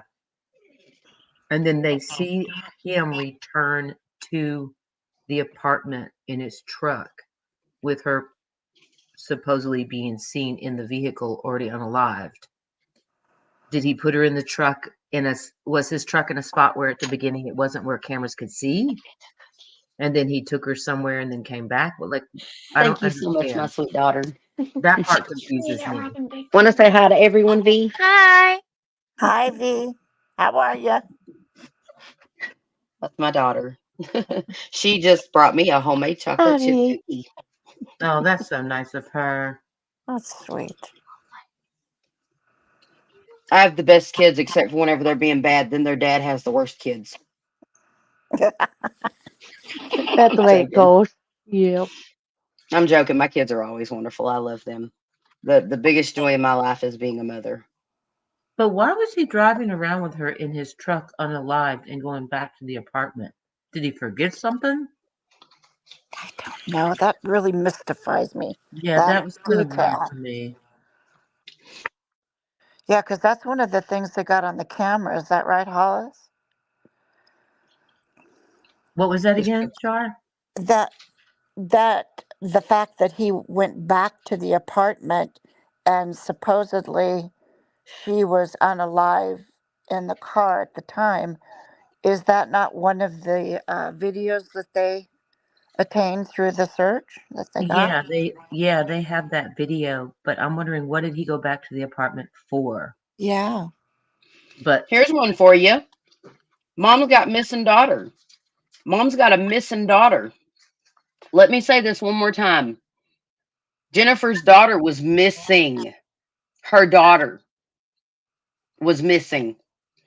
Why do the cops not get permission to go in the house from Jennifer, whose daughter is missing? Rather, they must obtain a search warrant and block off the front and back entrance to the house to obtain a search warrant to prevent any more evidence from being destroyed or removed from the home.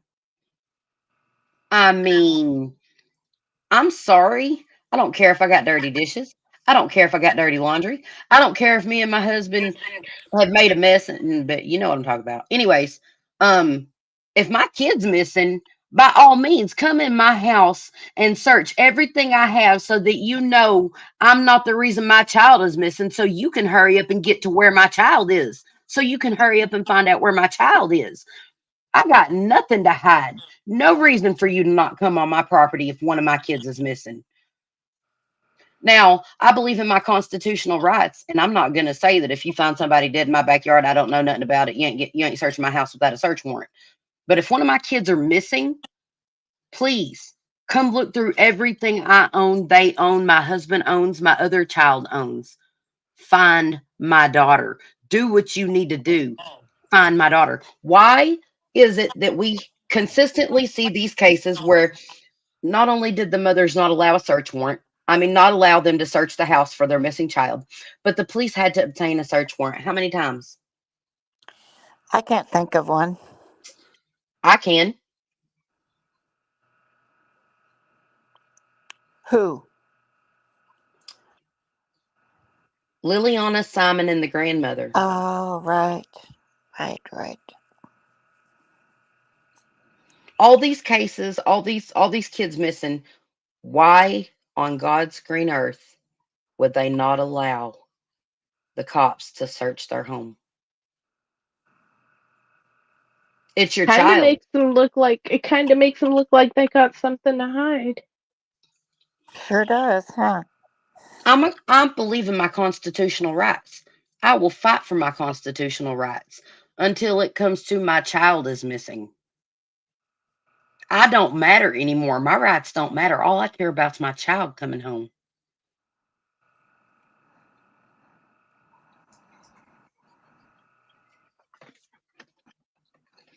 What do you ladies think?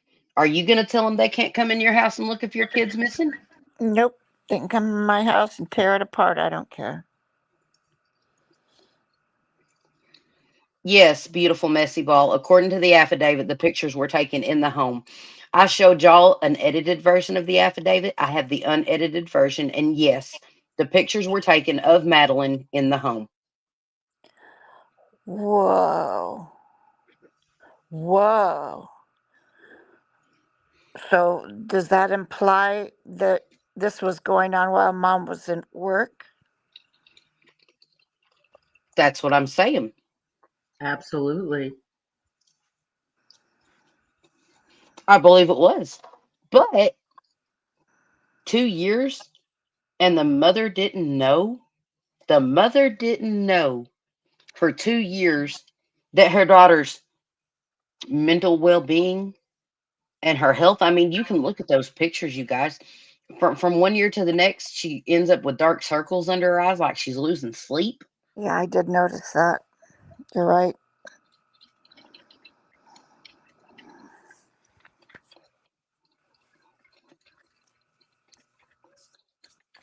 And according to the mom's own testimony, she was on the property, you guys. We have to keep that in mind. I'm not saying it's anything that points to her guilt or her innocence, but mother was at the home whenever stepdad leaves the home and goes and throws the book bag and the laptop away. Why would he throw the book bag and laptop away if she's going to be needing it for school? Why would he do that? You know, it really sounds like the mom's going to end up in a real serious pickle here, and unless she can come forth with what really truly happened, and I think it'll be the only way to save her butt. Just saying. I completely agree. I I completely agree. I think if the mother knew, I think the mother was in denial and refused to accept it. Refused to even believe that it was probably happening. But I'm not to say that I would totally let the police search my home. 100%. Makes you wonder. I'm just envisioning one of those like bookshelves where there's a secret button that you push and it flips around and looks like a wall. What was on? Did he have a library? And what did his library consist of? Makes your mind just go to a million places. Well, here, excuse, here's the thing for me. If there were other children that he was abusing, why weren't they on his phone? The only thing in the affidavit is all about Madeline Hollis.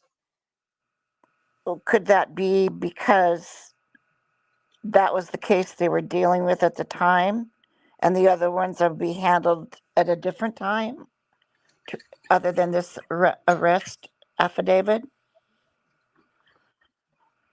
All I know is that this arrest affidavit, the material in it is all pertaining to Madeline at her home address. Right.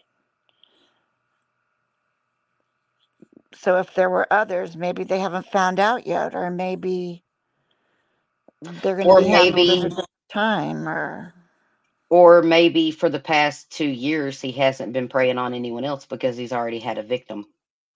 that could be true. Right. I mean, he's got his victim all set up right now.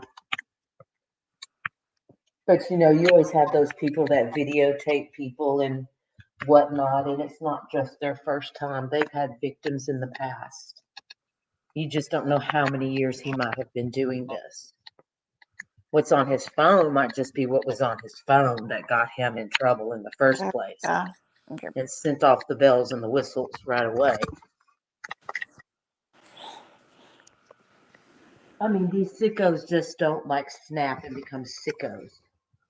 They progress in their techniques and what they do, and in their Can you weirdness. do me a favor, Hollis, and get out of that tunnel again? Can you hear me better now? Yep. Yes. Okay, I'm out of my tunnel. Did we see the perp walk? No. Y'all want to watch that real quick? I have that. And you know what? It's interesting because his It hands are is. inside the. Yeah. Let's go ahead. I forgot we were going to play that. Let's go ahead and. Well, just in the past few minutes, we were outside of the Osceola County Jail as Stephen Stearns was transported from the Orange County Jail here to Osceola County. We were right here as he was taken out of the patrol car and brought inside to be processed. Then he was brought quickly back out. I was able to shout several questions to him about Maddie. At one point, he was shaking his head from left to right as if saying no, but did not want to look at us or acknowledge us or answer any of our questions. He was then driven to the back here where there is this fence, and he was brought into the back. You can hear me shouting some of those questions in that video. Stephen Stearns did look tired, and he did look somewhat quiet. We do know that he has asked for an attorney in this case. He has not admitted to anything. He refused to go to the courtroom yesterday for his first appearance. It does remain to be seen if this is just a transfer of charges to Osceola County or if there could be new charges pending. That is something we're going to continue to check on throughout the day now that he is being booked here at the Osceola County Jail. Reporting live this morning, Amanda McKenzie, Fox 35 News. Amanda, if we could just chat with you for a few seconds, if you could give us a little bit of an update now. So if folks at home, if they've not been following closely, so the reason that he was in Osceola County initially is because he has a house in Kissimmee. Is that right? But they believe that Maddie disappeared from Orange County. That's why we're doing the back and forth. Yes, absolutely. So his home with his girlfriend, who is the mother of Maddie, they live in Kissimmee. This is where alleged crimes occurred, according to evidence found on his cell phone depicting a sexual battery and possession of sexual child abuse material. Those are the charges he is currently facing. He has not been charged with the disappearance of Maddie at this time, but this has also reached into Orange County. That's where he was picked up and put into jail there. So that is why we are both having this case in Orange and Osceola County, but it does remain to be seen if there are any potential new charges, since this is a very active investigation. As far as what we know is he is not cooperating with investigators. Initially, he did hand over his cell phone to investigators and told them, I set it on a factory reset on February 26th, which is strange because that is the same day that Maddie was reported missing. But the detectives were able to comb through that phone and find that digital evidence and footprint, and were able to arrest him on those charges. You know, Amanda, another question for you too, and for our viewers at home, the family. We got to speak with the mother a couple of days ago, and she expressed that she just wants, Maddie back home. She wants her safe, and you actually can see Stefan right in behind her in that video, kind of just watching. And we've actually interviewed some people that are not related to the case that talked about some of his behaviors. Can you kind of walk us through, just honestly that interview and also the family's kind of response to what's been going on? Because we haven't heard from them, right, since we've known that he's now in jail with these charges. Well, we did reach out to the family after Stearns was arrested, and the aunt for Maddie did tell us that they are heartbroken and they're continuing to pray for her safe return. Now, in that interview with Jen, Maddie's mother, she is very upset, crying, just wanting her daughter to come home safely. And in the back far left corner, you can see Stephen Stearns, and at points throughout that interview, he sits down behind her, is seen fidgeting and cracking his knuckles. And we spoke with a behavior specialist who said that is concerning behavior in this case. And in her opinion, not attached to this investigation, she would be suggesting that detectives zero in on him as a suspect. And right now he is considered a prime suspect. And very quickly, it was just so intriguing to see how close you were to him, and you were able to shout out those questions to him. And you talked about, as you were shouting those questions, he kind of shook his head back and forth as if to say no. What was he saying no to, and what kinds of questions were you able to ask him? Jorge has always put the ones he loves first, but he's let his own dental care take a back seat. I was asking, where's Maddie? Where was she last seen? Did you hurt her? What could have happened? What did happen in your home, which is what you're accused of doing with your phone, with this digital evidence? What was on your phone? Yeah, Amanda, it's so many questions. I think that we're all struggling to figure out what happened. But one of the things that we know from that interview that the mother did with Hannah McKenzie is that she repeatedly said, we dropped her off. Yeah. We took her to school. And then we know that they didn't actually drop her off at the school. Why is that? Do we know what the reason was that she wasn't dropped off at school? Well, we don't know directly from Stephen Stearns why he did that. According to Orange County Sheriff John Mina, he speculated that maybe she wanted to be dropped off a little ways away from school. But according to her mother in the arrest affidavit, that is not normal behavior. So that is something to take note of. What I also found interesting in the arrest affidavit is that the mother refers to Stephen as Maddie's stepfather, and he is just her boyfriend. They are not married. So it was an interesting title to give someone, to consider them such close family. And now he is considered a prime suspect in her 13-year-old daughter's disappearance. She has been missing since Monday. Just on Sunday, it was her 13th birthday. So you can only imagine that they were all celebrating together as a family, and less than a week later, Stefan is behind bars facing some very serious charges. Yeah, and I think another too, in those court documents, it also says that Maddie would say oftentimes that she wanted to live in the woods. And so kind of looking at all of these things, maybe when she said, I wanted to be dropped off,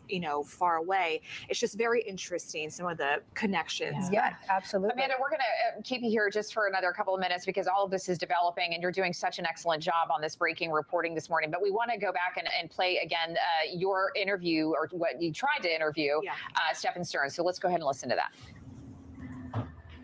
Stefan, where's Maddie? Did you hurt her? Are you a pedophile? What's on your cell phone? Why aren't you talking to investigators? Where was Maddie last seen? Why aren't you helping her mother and her family? This is a little girl. Help them find Maddie. Where is Maddie? Where is she? What did you do with her? Tell us something. Amanda, you asked every question that everybody wants to know the answers to. And obviously he didn't answer any of those questions. And it is just so intriguing to me to see what next steps are in this, right? Because here's the bottom line. He's refusing to appear in court. Not that he necessarily has to be there. Not only is he refusing to appear in court, the family right now is refusing to talk any further. And you almost have to wonder, if it's your child, if it's my child, if it's your child missing, what are you going to do? You're going to be screaming, at least I know that I would, from the rooftops. I'd be talking to any and everybody who would listen about where my child is. Please help me find my child. And the fact that everybody has kind of gone radio silent, I think kind of adds another layer of mystery to this story. It's devastating to think that a 13-year-old girl is missing for this length of time. And as we all report in this line of work, the first 24, 48 hours are crucial. So what is happening with the search? We're still asking for those questions to be answered. Are they continuing to search the woods? Investigators told the public, stay away from that area while we continue to investigate leads and look into that possibility that she could be behind Hunter's Creek in the woods. We don't know. And the fact that the family is not coming out right now, we can only imagine their state of mind. They're shocked, they're upset, they're heartbroken, they're scared, they're worried. You could name a number of different emotions that they could be feeling. And I think as the public, we want to know what they may have known and didn't see at the time. If there was concerning behavior, if there was a reason to suspect something out of the ordinary leading up to this disappearance. Yeah, We'd like what to we all don't know is, Amanda, we know they're not talking to us, but we don't know if they're not talking to the authorities. They could potentially still be working with the investigators, so we don't want to, say that. But do we know, Amanda, and I know we've said multiple times that what was found on the phone was so disturbing that we can't report it, but we obviously have some idea. Are you able to give us a little bit of information about what we do know that we can talk about? I have read the arrest affidavit, and I will say that parts of it are redacted. So we are not even able to know the full scope of the investigation. It appears that they may know the identity of the victim potentially in this arrest affidavit, but they are not releasing that because it is a minor. And there's concerning evidence within that report that says that there was a sexual battery committed and that there was material of child pornography on that phone. And that is why he is facing those two very serious charges right now. Wonderful job you're doing out there, Amanda. And it's so true what you said. I mean, they could be talking to investigators. They could have an attorney who may have advised them to not speak right now. Right? So there's so many questions still left to be answered. And certainly this is a breaking news story that we will stay on top of and bring you the very latest. Wonderful, wonderful job out there, Amanda. Just really a great job gathering all the information you can under what is a very, very trying circumstance. Thank you so much for that. And at the center of all this, Okay, I've seen a lot of questions in the chat, so I would like to address some of those real quick. The mother called, the mother sent out and got an email reply from the school at 4:30 that Madeline was missing. At 8 o'clock, The mother met. She called police after that.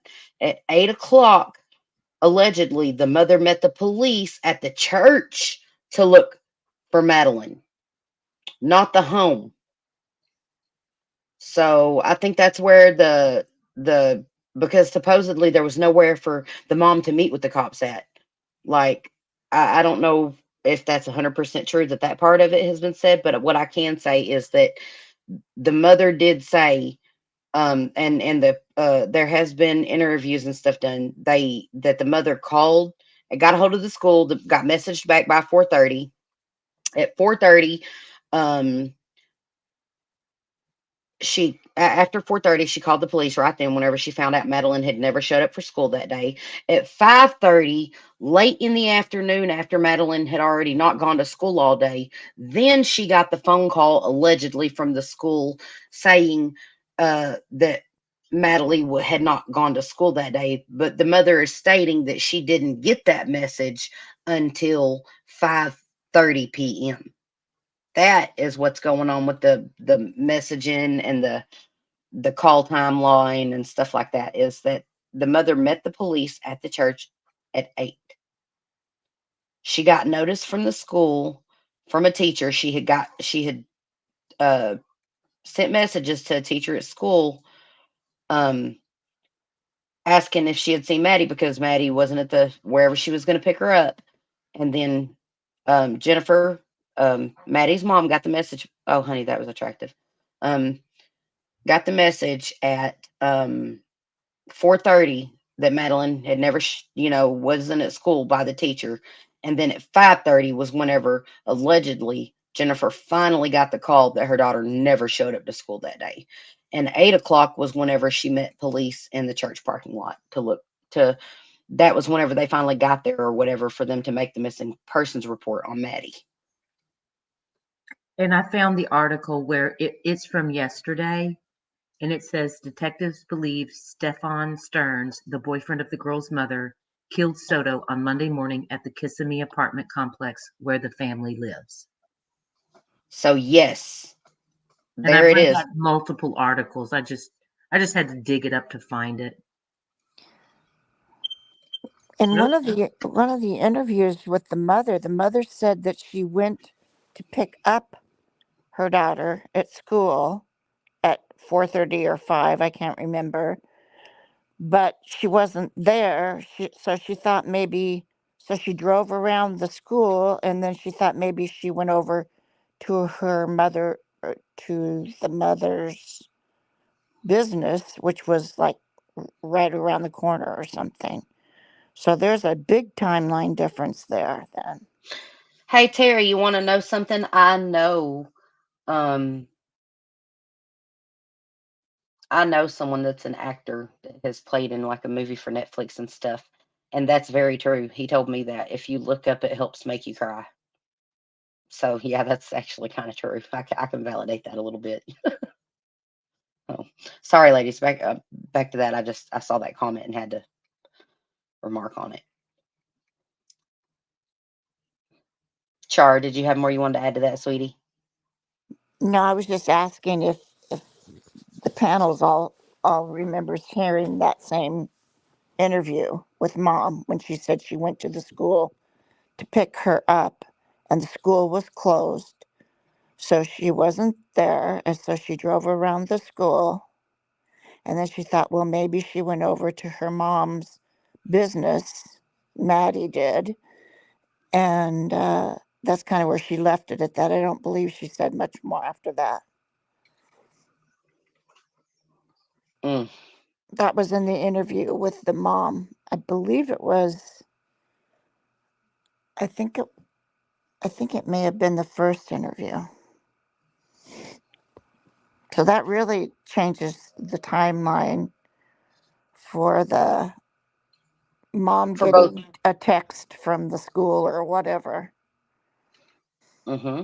saying that she didn't show up. Well, then what was mom doing going down there to pick her up? Well, allegedly, the phone call from the school didn't happen until 5:30 p.m. Yeah, she didn't know until after school hours. Oh. Right. You know, I can't help but say it. I am so stuck on her saying we dropped her off at school. I'm so stuck. You're not the only one. What I'm stuck on is mom supposedly was up at 9 o'clock. Remember in her interview something about getting Maddie got up and got ready for school. Yeah, that's screwy. So this is what I want to know. I want to know if the mother is intentionally doing a rehearsed. It almost sounds like, and I'm not trying to attack the mother again. It kills me to speculate this even, but you guys, that her and Steven sit down and come up with their story together to cover each other completely? Because if you look at him and her, their storylines, it's word for word the same. Well, I just felt like in that interview, both of her interviews, her body language was awkward. I don't know if she felt him breathing down her back. I think it looks kind of obvious that he is. She's shady, she's shifty, she gulps, she takes lots of breaths. She has a lot of leg rubbing to soothe herself. But what got me was her whole affect, the emotionlessness of it. I don't know if maybe they gave her some medication or what the story was, but we know this guy, Stefan, has had a past history of this kind of behavior for a long time.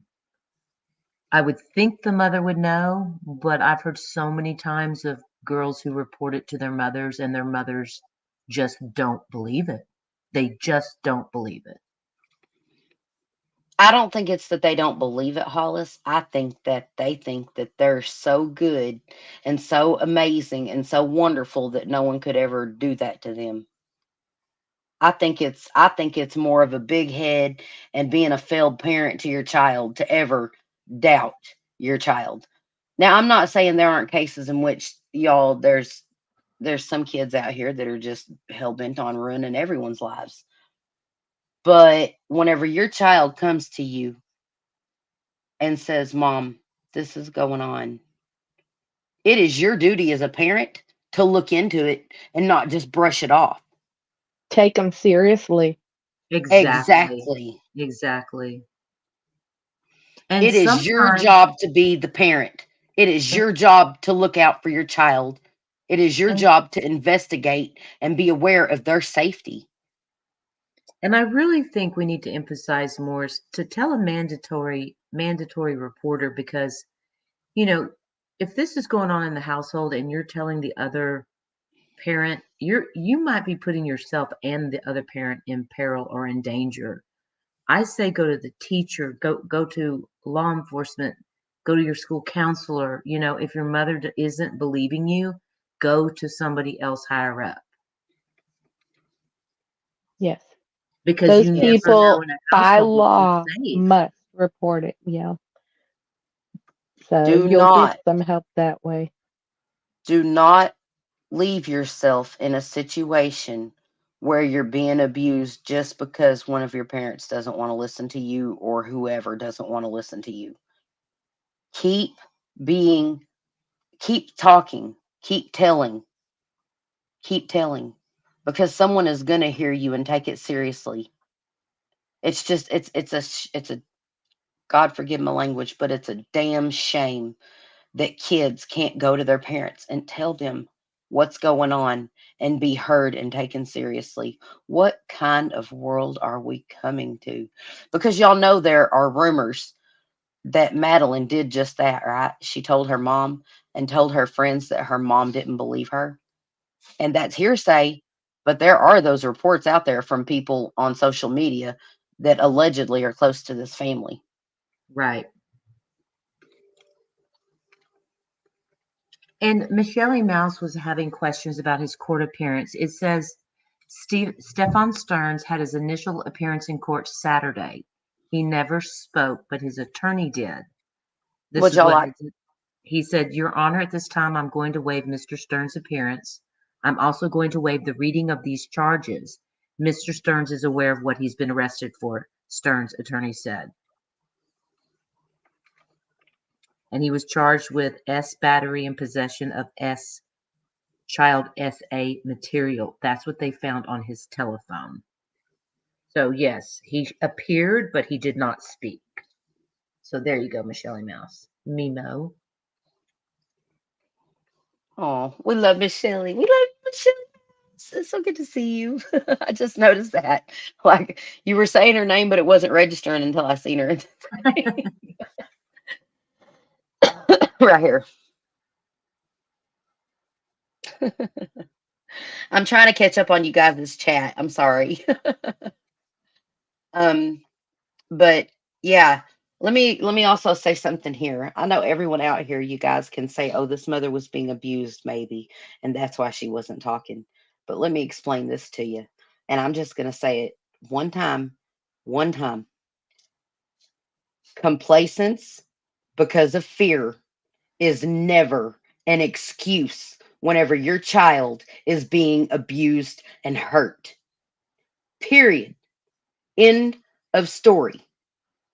There are too many resources. There are too many ways to get help. There are too many reasons not to be an abused woman letting your children being abused. And that's all I'd like to say about that.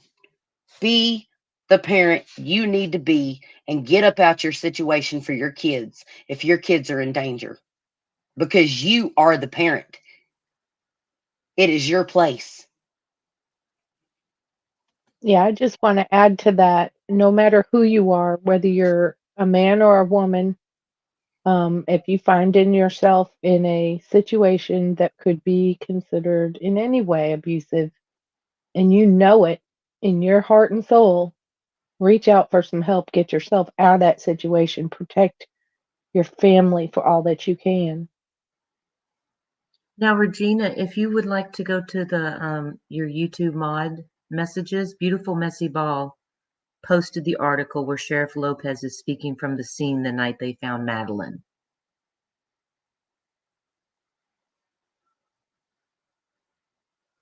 I had been looking for that Beautiful Messy Ball. Thanks so much for posting that.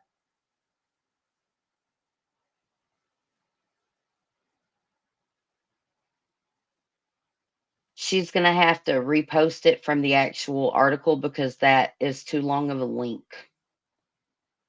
Like, she's going to have to copy paste it again without my name and stuff on it, if that's okay.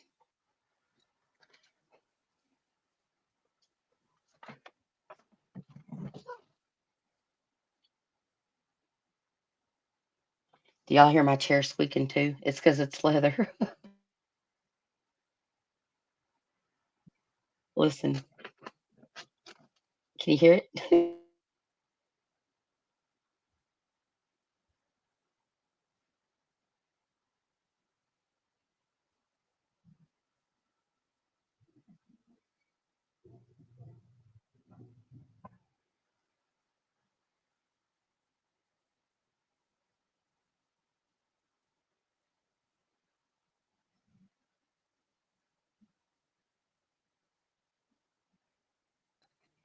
It says page not found.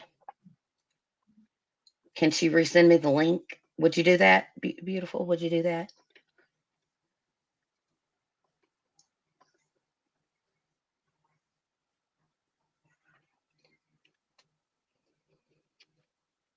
Whoa, hold on a second, Hollis. I want to see something. We do need to look back over that if that's what that says. 1 second. While Beautiful's trying to get that link. If she's there. Hold on, because I have the full PDF affidavit. Oh, come on. It's there now. Okay. Hold on just a second. I want to pull something up because someone. There it is. Okay. Let's look at this again. Oh, yeah, there is a video from the crime scene guy.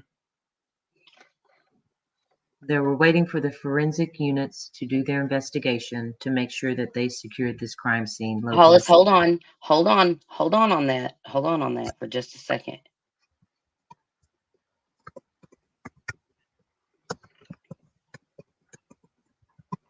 Okay, the affidavit.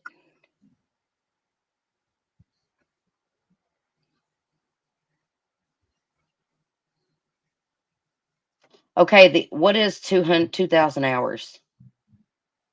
What is 2,000 hours? That is 8 o'clock. 8 p.m. That is 8 p.m. Holy Yes. crap. The Yeah, it is. affidavit does say on February 26, 2024, at approximately 2,000 hours, Madeline was reported missing by her mother. Now, Yes.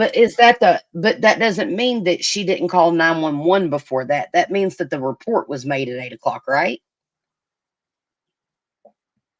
Technically, I would say yes. That's what I'm thinking. I think that's a technicality. Like she called at 4:30 according to what her interviews say, and no one has debated that yet. But they did the affidavit. She did meet them in the church parking lot, and that's not in the affidavit. That's from um, different bits and statements from different people that have spoken about it.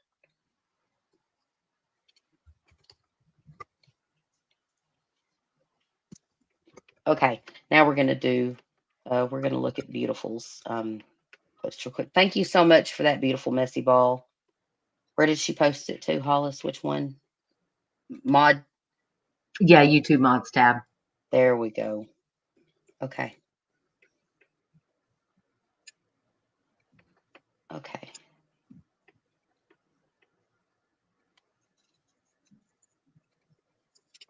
This one, right? Yeah, this is it. Yeah, and if you scroll down, you'll see where Lopez.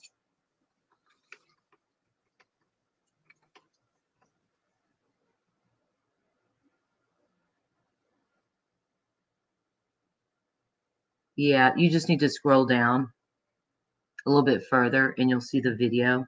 Okay. 1 second. Okay. So, do you want to read it, Hollis?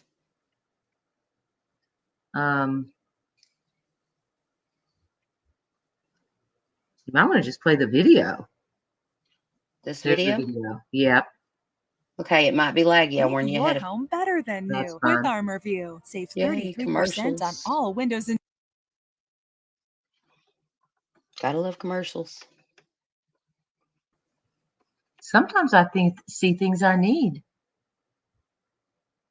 Right? Okay, here we go.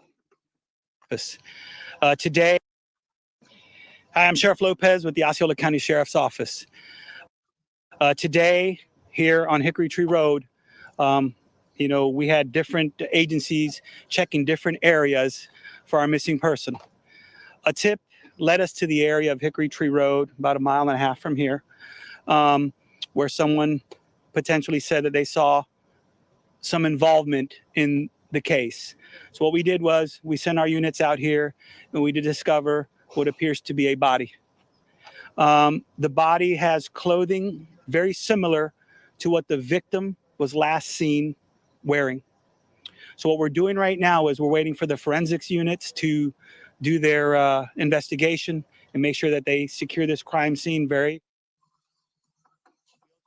the medical examiner's office. So we have a body, but we cannot say it is the victim's body at this time until it's confirmed from the medical examiners.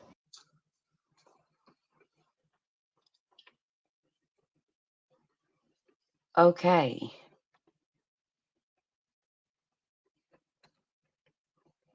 So, mom knew what she was wearing.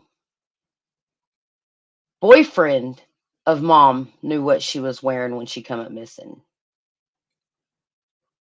I'm telling you that just everything about the statements from the mother and the boyfriend. Now looking back on everything, it just seems so rehearsed, Hollis. I can't excuse that. I can't dismiss that like from my mind. And again, I'm going to be the first person to tell you if this mother didn't do something, God help her, what she must be going through, even people speculating that she did. But how can I dismiss everything?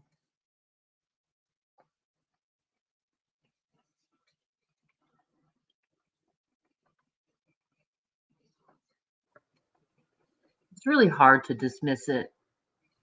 Some mothers parent differently. Like, I'm just playing devil's advocate here. I find her very suspicious too, no doubt. But, some moms just don't even really like tune in a lot. They just work and come home. And if she worked nights, she was probably sleeping most days.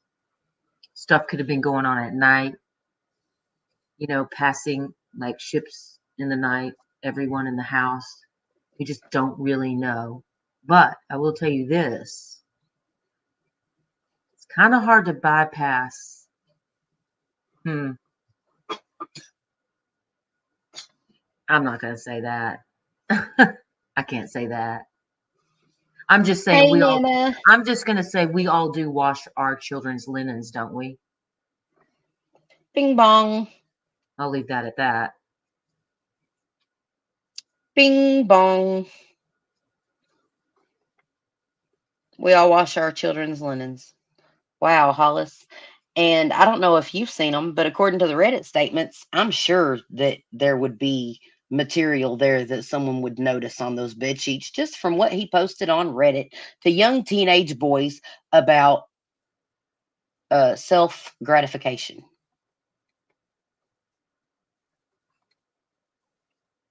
Have you seen the Reddit post?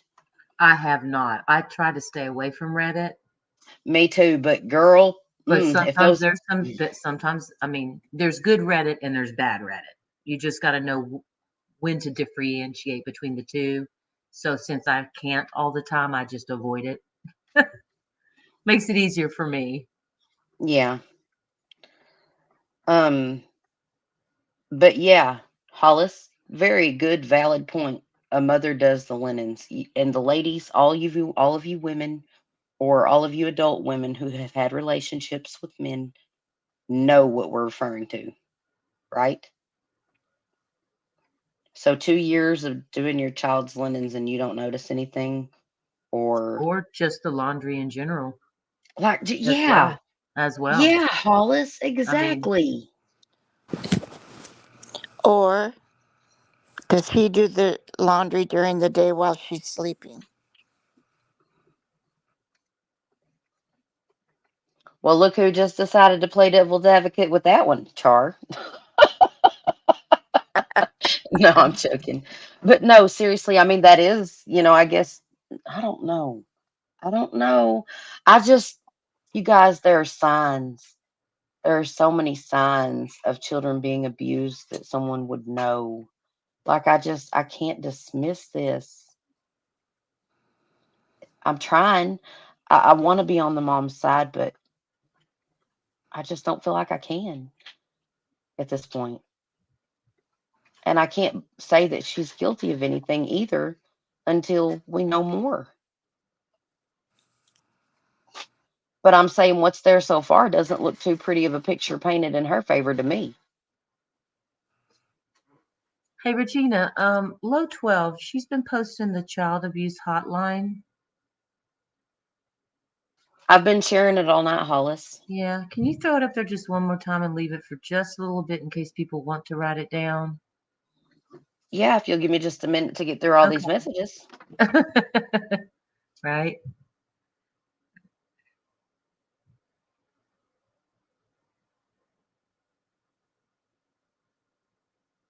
I'm looking for it. Just hold on. Oh, you're fine. And we also looked up, we did do some research. We were trying to figure out like how to sort of spot a person of this nature. Do you remember that we were looking at all of that information? I mean, there wasn't a lot. They basically were all saying the same thing.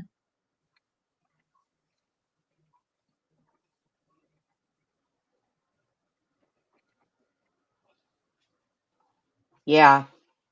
Yeah, moms, y'all need to listen up if y'all are out there listening. And I'm not trying to lecture anyone. It's not like that, but we got to do better by our kids. We got to pay more attention to them. Whenever we lose that bond and relationship with our children because we don't believe them, we put them at even greater risk of further danger. And that's the truth.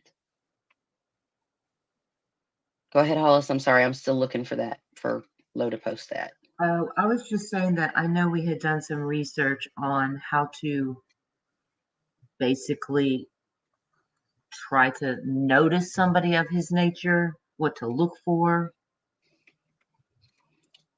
Yes, Hollis, and we all know the signs.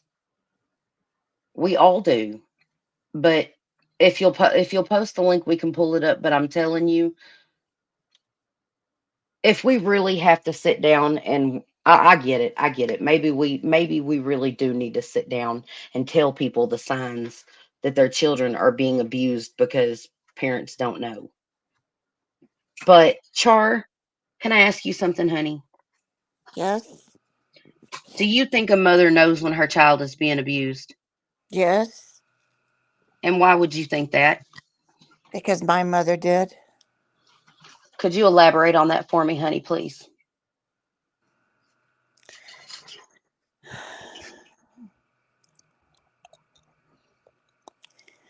I was being abused from from what my mother said before she passed away, from the time I was 3 years old till I was 14. Before she passed away, she sat down with my husband and I, and she said, she told me she knew. But at that time, you have to remember, I'm much older than the rest of you, and she said at that time they didn't. She knew I needed help, but they didn't talk about things like that at that time. But she knew. But yeah, she said she knew. And one of her deathbed confessions was to let you know she Oh, knew you had been abused. yeah, she wasn't on her deathbed when she said it. We were having dinner. We were sitting at the dining room table, and for some reason, she felt the need to say it, and so she did. I hear everyone, and I understand. Like, I'm not going to deny that there's a chance that this mother was abused and beaten into submission and all of this. There's a very good chance of that. But I don't see a woman beaten into submission when she does her interviews, and I don't see a woman beaten into submission when she's hugging the man sitting down crying over her daughter. Like, she was comforting him. And she was genuinely comforting him. And why wasn't he comforting her? Exactly. Why wasn't he comforting her? Whoa. Whoa, you guys, like, you know what, Hollis? What if you're right? What if mom comes in and catches him? We know mom has a long history of depression now, apparently. So what if mom comes in, sees this go down, and instead of being, oh, I have to protect my child, oh, my child is my competition, and freaks out? What if, ugh, where's my mind going right now? I do not like this. Right? I do not like where my mind is, you guys. What if the mother, oh my goodness, no, I can't even say it. Wow, I can't even say it, you guys. But what if Stephen's not the one that actually killed her?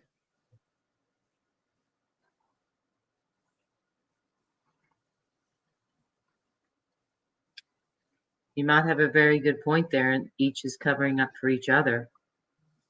Yeah. With their own messiness. So I sent to you, what do we know about a child molester? You sent that to I'm me? going to be able to fit it on screen.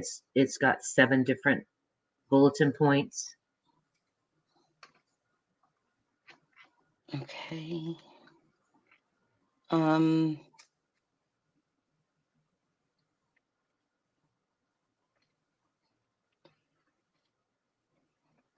I think I might be able to accommodate you, Hollis.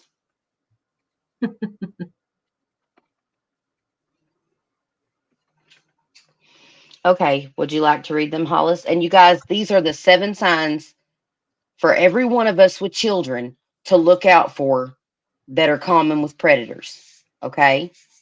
Okay. What do we know about a child molester? Most are men. Oh, they are single and unattached is number 1. Number 2, most are men.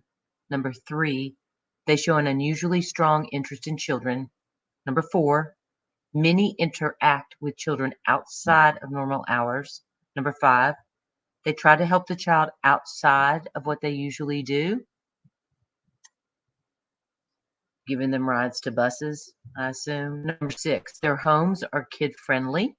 And number 7, sketchy or unusual job history. Now, I also found another one, but Wait, wait, wait, wait, wait, wait, wait. By unusual or sketchy job history, do you mean like Stephen Stern's history with real estate 1 minute and then he's working at Disneyland the next? The Disneyland's kind of scary. Yeah, he was. You didn't know that? I did He not had know worked that. at Disney World at one time.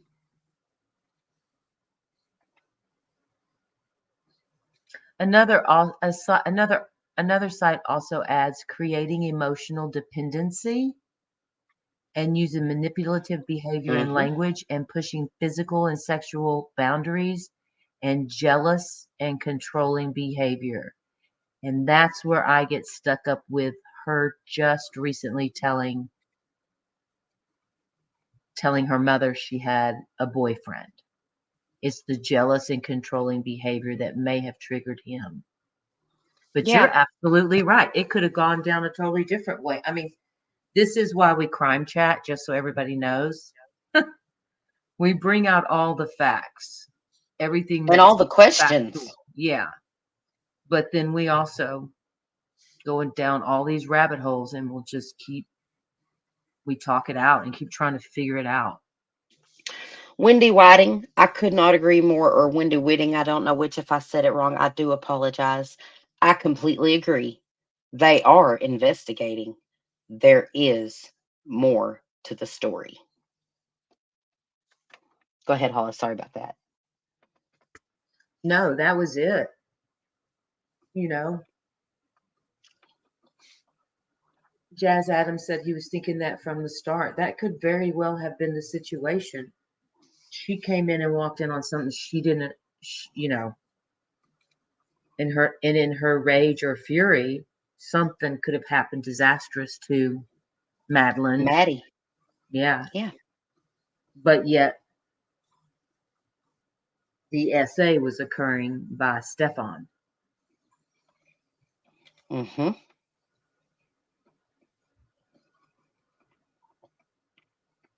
I mean, I there's so many questions unanswered. But the one thing I do know is, you guys, another beautiful life has been lost. And there were flags, there were signs that were ignored once again, that people covered up with money, literally paid someone off so they wouldn't go rat out him having CSAM on his computer. Okay? This happened, allegedly, according to his ex roommate. Mama paid this boy's way through a lot, it seems like. Expunged records, things like that. How are we supposed to protect our children? How are we supposed to know that someone, other than these signs and that you've shared with us, Hollis, other than these signs, how are we supposed to know whenever the criminal law is not protecting our children? Whenever it's allowing charges to be pled down to that are egregious and heinous in nature. What do we do? What do we do? I'll tell you what. I think we have to mandate federal laws that if anyone is convicted of a charge in which they can prove intent that they were going to commit a felony against a child, or in which they were caught during the act of a felony with a child, mandatory registration, even if they plead down from the original charges, mandatory registration on all people charged with any kind of heinous felony charges against a child. We have to make it law, you guys. It's going to have to be federal. So many states have different laws and um, criminal code and procedure on how to handle these things. We have to make it federal. Yeah, never let them out. Never let them out. I agree. But that's we know that's never going to happen. I wish we could take them all and just throw them in a one room prison where they can all just deal with each other and nobody else for the rest of eternity, because that's the only company they deserve to keep. Monsters deserve to be with monsters. Let's face it.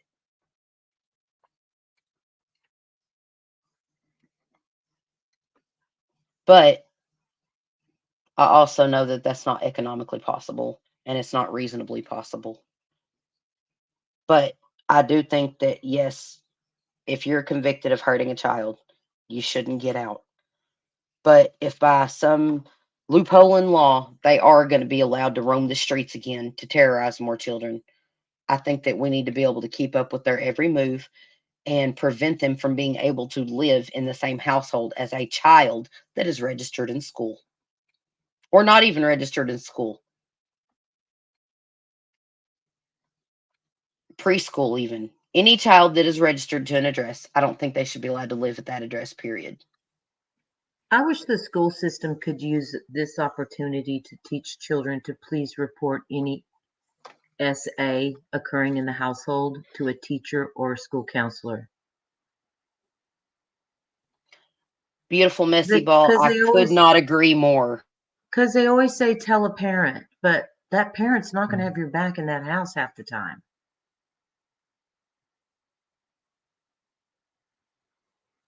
They need to be taught to go directly to somebody outside of the situation. The school nurse, the counselor, a teacher, your principal. Now, see, Hollis, I'm adopted. I was adopted.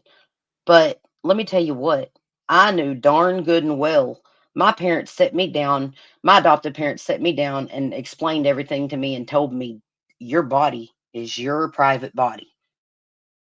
If someone makes you feel uncomfortable or tries doing something to you, where I knew if I told my parents, if I went to my parents and told them that someone was hurting me, they would have dealt with it.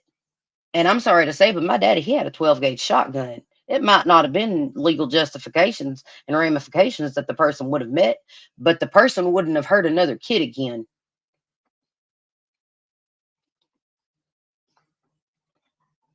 Like, it's ridiculous that kids can't come to their parents.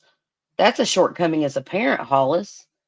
But That's yeah, us not being involved in letting our kids down. yeah, but these are the mothers who don't want to believe that their partner is essaying their own child. There's lots of cases where that is the situation. That's why I stress go to a mandatory reporter, not a jealous parent where this may be going down in the household. Go to a mandatory reporter. And it goes beyond that though, Hollis. I mean, if we look at the bigger picture here, children are being sexually exploited before they're even teenagers by media, by magazines. I mean, let's look at the bigger picture here. Children are meant to be, what's the word I'm looking for? Carefree. They're meant to be carefree, but that's not what's happening. And I'm not gonna say anything else about the conversation as far as to elaborating on what I'm talking about, because I don't think I'm allowed to say it on YouTube. But look at Brooke Shields and a certain men's magazine.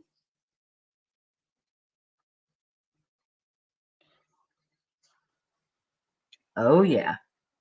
I mean, she was a baby. She was Oh a yeah. baby. Oh yeah.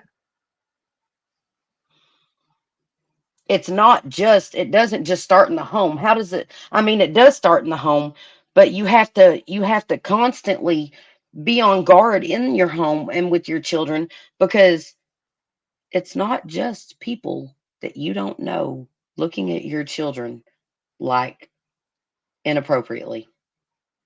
It's not just, it's everyone. It really is. And in today's society, it's becoming more and more normalized. And Journey to Justice, yes, that's what we've been hearing, quote unquote, on Facebook, but it's hard to prove who wrote what and when, but that's what they did say. That she did tell a few friends. I just wish that there would have been somebody higher up that would have heard it and done something and acted much quicker. Exactly. Yeah. Exactly.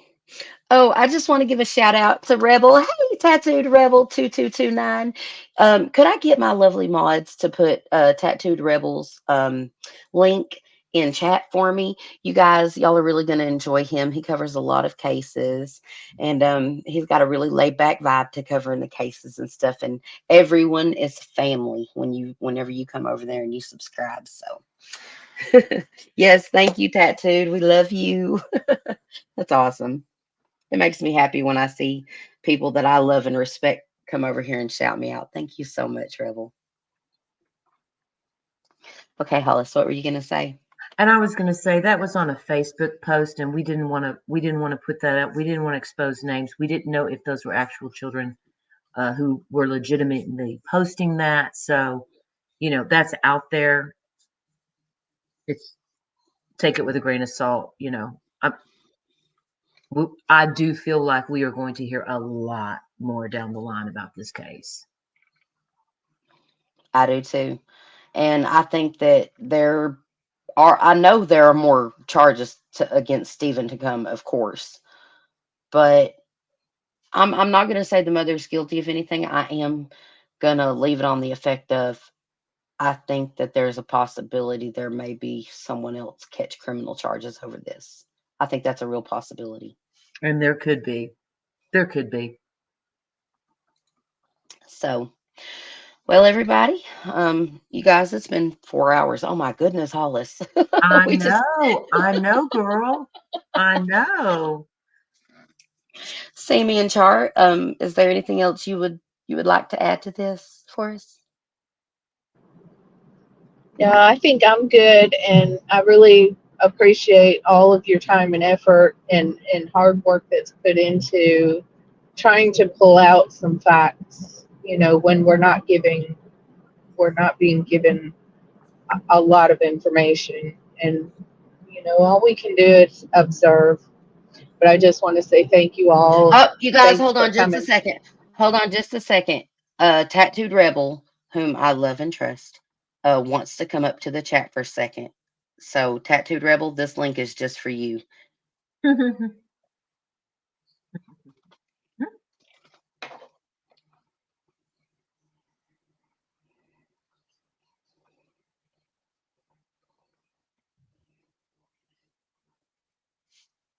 He says, "Hey, let me jump up a minute." There he is. Well, hello, Rebel. Welcome. Hey, Rebel. How are y'all doing? Dandy. Doing great. Doing great. You know me, I can't complain any day. I wake up as a blessed day to be alive. Exactly. As long as you wake up, it's a great day. Amen.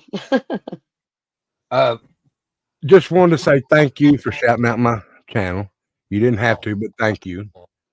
And I was going to tell them if they like music, please come over to White Trash Family 2229 because we play music every Friday and Saturday night. Friday night's a bonfire, Saturday night's a concert. If y'all like music and don't want to worry about the work week and just forget about it, there you go. If y'all need a break from true crime and sad stories, Tattooed Rebel and Music Night, and y'all even do karaoke now, don't you, Rebel? Angel does the karaoke right after my concerts. Yes, and I have got to get in on that karaoke. Let me tell you what, I'm just dying to show my Alanis Morissette off. Please come over. I want to hear it. Now I would like to show y'all something that I'm back into now. I think Regina's already seen it, but I don't know for sure. I'm trying to figure out how to show her. Well, excuse me. All right, you ready? Put me up big if you don't care. Okay. If I can, I don't know how to do that. All right, Whoops. go down to my picture. Go down below where they are on StreamYard. Okay. Yep. Hover over my picture and up in the. There you go. Ha ha ha ha. Thank you, Rebel. You're You're very gonna welcome. have to get on StreamYard with me and teach me how to do some stuff. If you want to learn how to StreamYard, I already got a tutorial on StreamYard. But now I'm back into my painting again. Becca's grandmother passed away yesterday morning. My Oh, I'm wife. so sorry. Well, Yeah. she lived a long good life, and she passed away in her sleep at 83. So luckily, there Oh, was no what a pain. blessing. She just went to sleep and never woke up. But I done a portrait for her today, and I do spray art. So this is my spray art. Oh, that's beautiful, Oh, Rebel. wow. That's gorgeous. Beautiful. Wow, Rebel. Wow. That's Wow. beautiful. And I'm going to That's start doing beautiful. it back on my channel. So there'll be some nights I won't even do true crime. I'll be painting. Oh, I love Well, that. Nice. Done well, that one. Rebel, I'm an artist, so that's Oh, that's a amazing. beautiful rose. Oh, that is Ugh, gorgeous. gorgeous. Well, I just wanted to show y'all that and tell you about that. If y'all would like to come, I'd love to have more people over for the music nights. Well, Rebel, we would be happy to join you then. And Here, what I'm night is that, Rebel? Friday and Saturday nights starting at 6:30 p.m. Eastern. I am going to put the link in chat, and one of y'all can drop it in there because I'm not a mod yet. Oh, I please got it do. for you, Rebel. Please do put that link in there. Because You've already got we all need a break from this sometimes, you guys. This stuff is hard to digest. Y'all, I can't even read that affidavit out loud still. It's so heinous. all right, Regina. That's the link in the private chat in the back. Now, I tell you what, Rebel, when you're ready to wind it down, that's when you ask me to do the karaoke because I will clear the house out. They'll all leave. Let me say something now. If I can get up there and sing, and I got this gravelly old voice, because now don't think that I'm trying to sound like a pansy ass man, but I sing to my wife every time, or me and Becca Oh, sing together. Oh, that's so sweet. sweet, Rebel. That is so sweet. My So, husband serenades me too, but it's always horrible. well, mine's not too good. I'm kidding. I love when my husband sings to me, but seriously, he can't carry a tune in a bucket. The only time I sound good is when I'm in the shower with the water running and music playing in the background because it drowns me out. That's when I sound the best. Well, I think I sing That country. is I think I sing country music really good after a few beers, and I don't Well, because it I've dep- heard myself the next morning. well, usually back when I used to drink heavy, nobody looked good after 3 a.m. So nobody looked bad. I'm sorry, I said it wrong, didn't I? You see how long it's been since I drunk anything. Yeah, right. And I'm getting ready to do a tutorial on Nightbot. If y'all would like to come over and learn about Nightbot, absolutely. I need you to teach me. I'll teach you I what I need you to know. teach me. I I'll need teach you to you what I teach know. me. Wow, Michelle, 103. They lived a long, good life, then, darling. A very good long life. Was there anything else you guys want to add? Rebel, I appreciate you coming up so much. I think you're just an amazing person and you got a great heart. And I know you covered true crime too, but it's a blessing to get a break from it sometimes. So we appreciate that. Thank you. I appreciate you. And I Shout will out. be over there harassing you soon. Anytime, anybody is welcome over on my channel unless you piss me off. And I've gotten rid of you, and I haven't gotten rid of nobody over here, but I have gotten rid of you. The only thing that I ask when you come over my channel, it's my channel. I pay my bills here at the house. Don't tell me how to run it. And that's why I got rid of a few people. They tried to tell me how to run my own channel. Well, And that's I had only fair. and I had to say bounce, bitch, got to go. And I didn't mean to cuss on yours. I'm used to cussing on mine. I'm sorry, Rebel. That's okay. I'll let it slide this one time. I won't put you in a closet or get the hose. Oh, thank goodness, because Becca's got the hose on me last night. Oh no. Oh Yeah. no.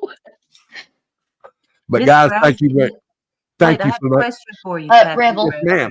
Yes, I have a ma'am. question. Miss Brazzy, she wants to know if Nightbot is the same as Fussbot? The one that Fussbot? shows his ass all the time and stuff like that. Yes, because he Okay. can be ornery. Okay. Uh-oh. Okay, And, that's what. Go ahead. and I never will get rid of you, Nana's dragonfly. Aw. We love Nana. Nana is amazing, you guys. Aw. I think you should lock your doors, but know your surroundings at all times. Mr. Harris. I teach my kids how to protect themselves. They're 13 years old, and they know more spots on a person to put them down than most other people do. But I teach my kids that, especially my daughter. That's called first class parenting. That's right. And I I don't care. hate to be the person that gets a hold of my boy because he's almost as big as I am and only 13. Oh no. Oh no. Yeah, Well, he's gonna be hopefully you never have to. right. Hopefully. But again, Gina, thank you for letting me come up. Thank you for letting me show them pictures. Y'all be sure to give this lady and Hollis a great big thumbs up. Shout out to them. Share them everywhere you are. I don't care if it's in a truck stop, train stop, bathroom stall, on the back of a dumpster, in the truck, on the back of a truck that travels down the road. Share their link out and get their name out there. You're too Thank sweet, you, Tattooed Rebel. Rebel. Thank you so much. Thank Too you, sweet. Rebel. You're very God welcome. bless you, Rebel. And You I too. look, I'm gonna do my best. You'll have to message me. I don't know if you got a Discord, but send me we're friends. Message me in Discord, a DM whenever the stream to the carry, and I'm all over that. I thought you were on my. I thought you were on my. Yes, we are. No, Okay, I'm not on your Discord. We're friends on Discord. I got you. I got you. Okay. So just shoot me a link and you will get to hear all that is awful and wonderful too. And I will All bust right. some Alanis Morissette for you. More than welcome to come over. Becca would enjoy it to hear anybody. It don't matter if she enjoys hearing her husband. She'll enjoy everybody else. Yes. God But bless you, Rebel. God bless y'all. Y'all have a good night. Much love and respect to each and everyone on this panel and in chat. Thank you Thank so you. Good much. night, Tattooed Rebel. Thanks for being here. Always. Y'all be good. You too. Amen. Oh, that was wonderful. That was Now wonderful. we had interrupted what is true. She was saying something. She's gone. Oh, she's gone. Okay. Oh We no, it couldn't was have. No, we Sammy. It didn't. was Yeah, Sammy. Sammy, It's come back. okay. I'm sorry. It's okay. It's all right. I was just saying, hey, I wanted to thank everybody for being here and appreciate all of the work that goes into all of this. And I really like the questions we've been getting and the comments. So thank you all for coming and being here. Yes. I say ditto to that. Appreciate All right. everybody. Oh, we love you, Char. We I love you, love you Sammy. guys What is too. true? We miss you. And Hollis, you know how I feel, girl. I love Oh, you. I know. Love you You're too, one of a Hollis. kind. And Sammy, you're wonderful. And I can't thank each and every one of you ladies for all you do because I wouldn't be doing this had y'all not brought me to the courage to do this. And Tattooed Um, Rebel, you did not interrupt her at all. Don't even think that way. We were just Oh, getting back no. to her. Yeah, we're good. We We're always good. interrupt everybody on this. We chat. When you crime chat with a bunch of women, there's going to be interrupted. So do not even think twice about it. We always get back to the topic. Amen. And with that said, ladies, if are we back to the topic or are we gonna wrap it up? What do y'all think? That's a wrap. That's a wrap. That's a wrap. All righty, ladies. I'm gonna kick y'all out of here and I'm gonna give the good night send off. And then if everyone would stay tuned to the very end, please. I have a little video I've made for Madeline, I'd like for everyone to see. And with that said, Char, good night. I love you. Good night. I love you too, dear. Sammy, good night. I love you. Good night. I love you too. Hollis, good night. I love you. Are you sure about that? Always. I wouldn't. There's no amount of money in this world anyone could ever convince I'm me to just trade for teasing you. you. I just want to give a shout out. Thank you, mods. Thank you, everybody, for being here. And Regina, I love you too, babe. And I love this video that you did for Madeline. Oh, I love you, sis. Bye. Um, and I'm going to give my final thoughts, and then I'm going to go ahead and show this video. I just want to say to lock your doors and windows and stay vigilant. You never know whenever someone is targeting what you love. And also, it's so easy to be mean and hateful, and it's free to be kind whenever hate costs so much. So just try to be kind to one another. Always take the moment when you see someone down and out to show them a little kindness. You never know whenever just one kind word or one smile could mean the difference in someone's entire outlook on life. It just might even save their life. And with that said, good night.